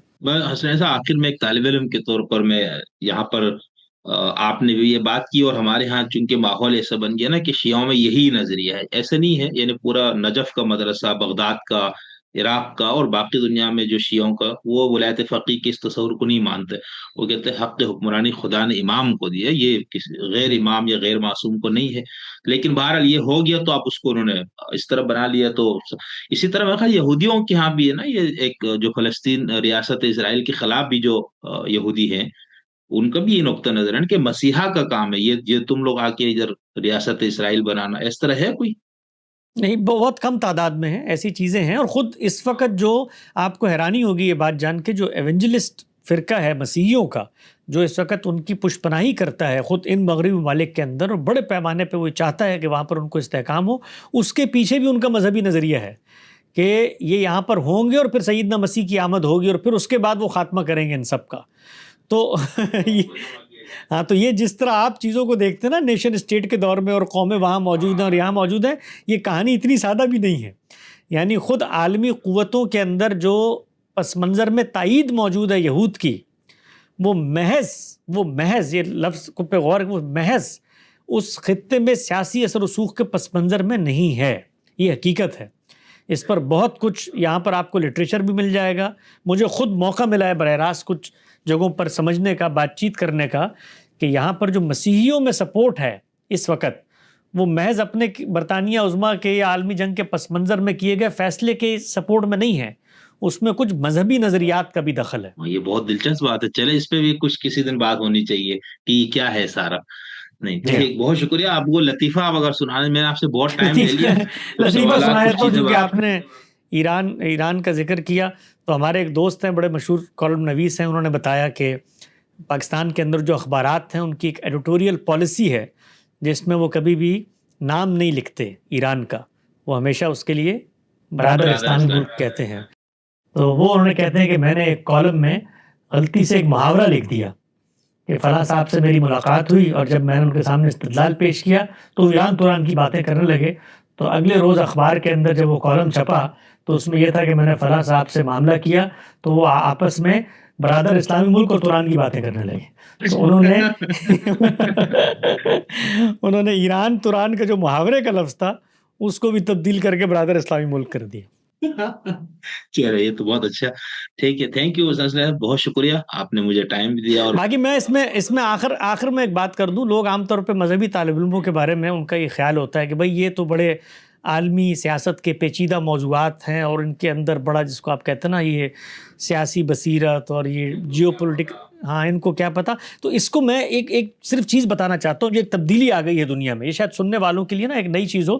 وہ یہ کہ دنیا میں نا علم کا دروازہ کھل چکا ہے، اور وہ علم کا دروازہ، یہ جو متوسط درجے کی معلومات اور یہ چیزیں ہوتی ہیں نا، یہ اب دنیا میں ختم ہو چکی ہیں. ساری معلومات، سارے مقدمات ایک ترتیب، اتنی تنقیح کے ساتھ کہ آپ ہزاروں کتابوں کا مطالعہ کریں اور چیٹ جی پی ٹی سے 4 باتیں پوچھیں تو یہ جو معلومات کی حد تک نالج ہے نا، یہ اب دنیا میں ایکسیسیبلٹی اس کی بالکل مساوی ہو چکی ہے. اس میں کوئی آگے کوئی پیچھے نہیں ہے. ٹھیک ہے، وہ ایکسپرٹیز ہوں گی، لوگ بہت زیادہ ان ڈیپتھ مطالعہ کرتے ہیں. یہ مذہب کے معاملات میں بھی ہے. میں آپ سے عرض کروں، یعنی اس وقت جس طرح ہمیں لوگ نہیں روک سکتے ان چیزوں پر بات کرنے سے، ہم بھی لوگوں کو مذہب پر بات کرنے سے اب نہیں روک سکتے. دروازہ کھل چکا ہے علم کا. ہاں، تو اس کے اندر جو بھی چیز ہے نا، اس کو استدلال کی بنیاد پہ ریفیوٹ کریں. اس میں کوئی دعویٰ نہیں ہے کہ مثال کے طور پہ جی میں نے کوئی تجزیہ کر دیا تو یہ پتہ عالمی سطح پہ قابل قبول ہو جائے. ایک طالب علم کا، ایک سوچنے سمجھنے والے چھوٹے سے ادنا سے آدمی کی کچھ چیزوں کے اوپر ایک رائے ہے، تو اس رائے سے اختلاف کی پوری طرح گنجائش باقی ہے، اور جب اس کو بیان کیا جاتا ہے، ظاہری بات ہے ہر آدمی کا اپنا ایک انداز بھی ہوتا ہے، اور آپ جس چیز پر اپنے طور پہ قائل ہوں تو اس کو ذرا قطعیت اور ابرام کے ساتھ بیان بھی کر دیتے ہیں، لیکن اس کو اتنا زیادہ یعنی اس کو یوں نہیں لینا چاہیے۔ ہمارے عام طور پہ یہ ہوتا ہے کہ آپ کسی ایسے موضوع پر بات کر دیں جو اصلاً آپ کے اختصاص کا نہیں ہے، تو لوگ چڑھ دوڑتے ہیں کہ بھئی ان کو تو آتا ہی نہیں، ان کو کیا پتہ، یہ پڑھیں وہ پڑھیں، تو اب وہ جو پڑھنے پڑھانے کا معاملہ ہے وہ کافی آسان ہو چکا ہے۔ ویسے پھر ایسے لوگوں کو میں نے دیکھا کہ وہ خود ہر موضوع پہ ماشاءاللہ سے ماہرانہ رائے دے رہے ہوتے ہیں۔ ہاں نہیں، میں نے خود کئی ایسے لوگوں کو دیکھا ہے، جانتا ہوں میں۔ اس طرح نہیں کرنا چاہیے نا، آپ کی بات صحیح ہے، مطلب کہ ہر بندہ بھائی مکمل عالم تو یعنی علم کا تمام وہ تو اپنے اندر جذب تو کوئی بھی نہیں کر سکتا نا، تو بہت جی ساری ہم سب ہر طالب علم جو ہے نا جی وہ شعور پیدا کرنے کی کام کر رہا ہوتا ہے۔ دو چار باتیں ہو سکتا ہے میری ٹھیک ہوں، دو چار آپ کے سوالات ٹھیک ہوں، آپ کے سوالات نے کچھ مجھے بعد میں سوچنے پہ مجبور کر دیا ہو کہ بھئی یہ رائے جس کو میں بیان کر رہا ہوں اس میں یہ گیپس ہیں۔ علم کا سفر ہے، اس کو نا ٹھنڈے میٹھے انداز میں، ہمارے جو کہ مسلم امہ میں بہت زیادہ کنفرنٹیشن ہے، وہ اس کو لیتے ہی نہیں ہے اس طریقے سے۔ ایسے ہی بالکل ایسے، بالکل بہت اچھا، تھینک یو سر، بہت شکریہ، پھر آپ سے ملاقات ہوتی ہے۔ انشاءاللہ، بہت شکریہ۔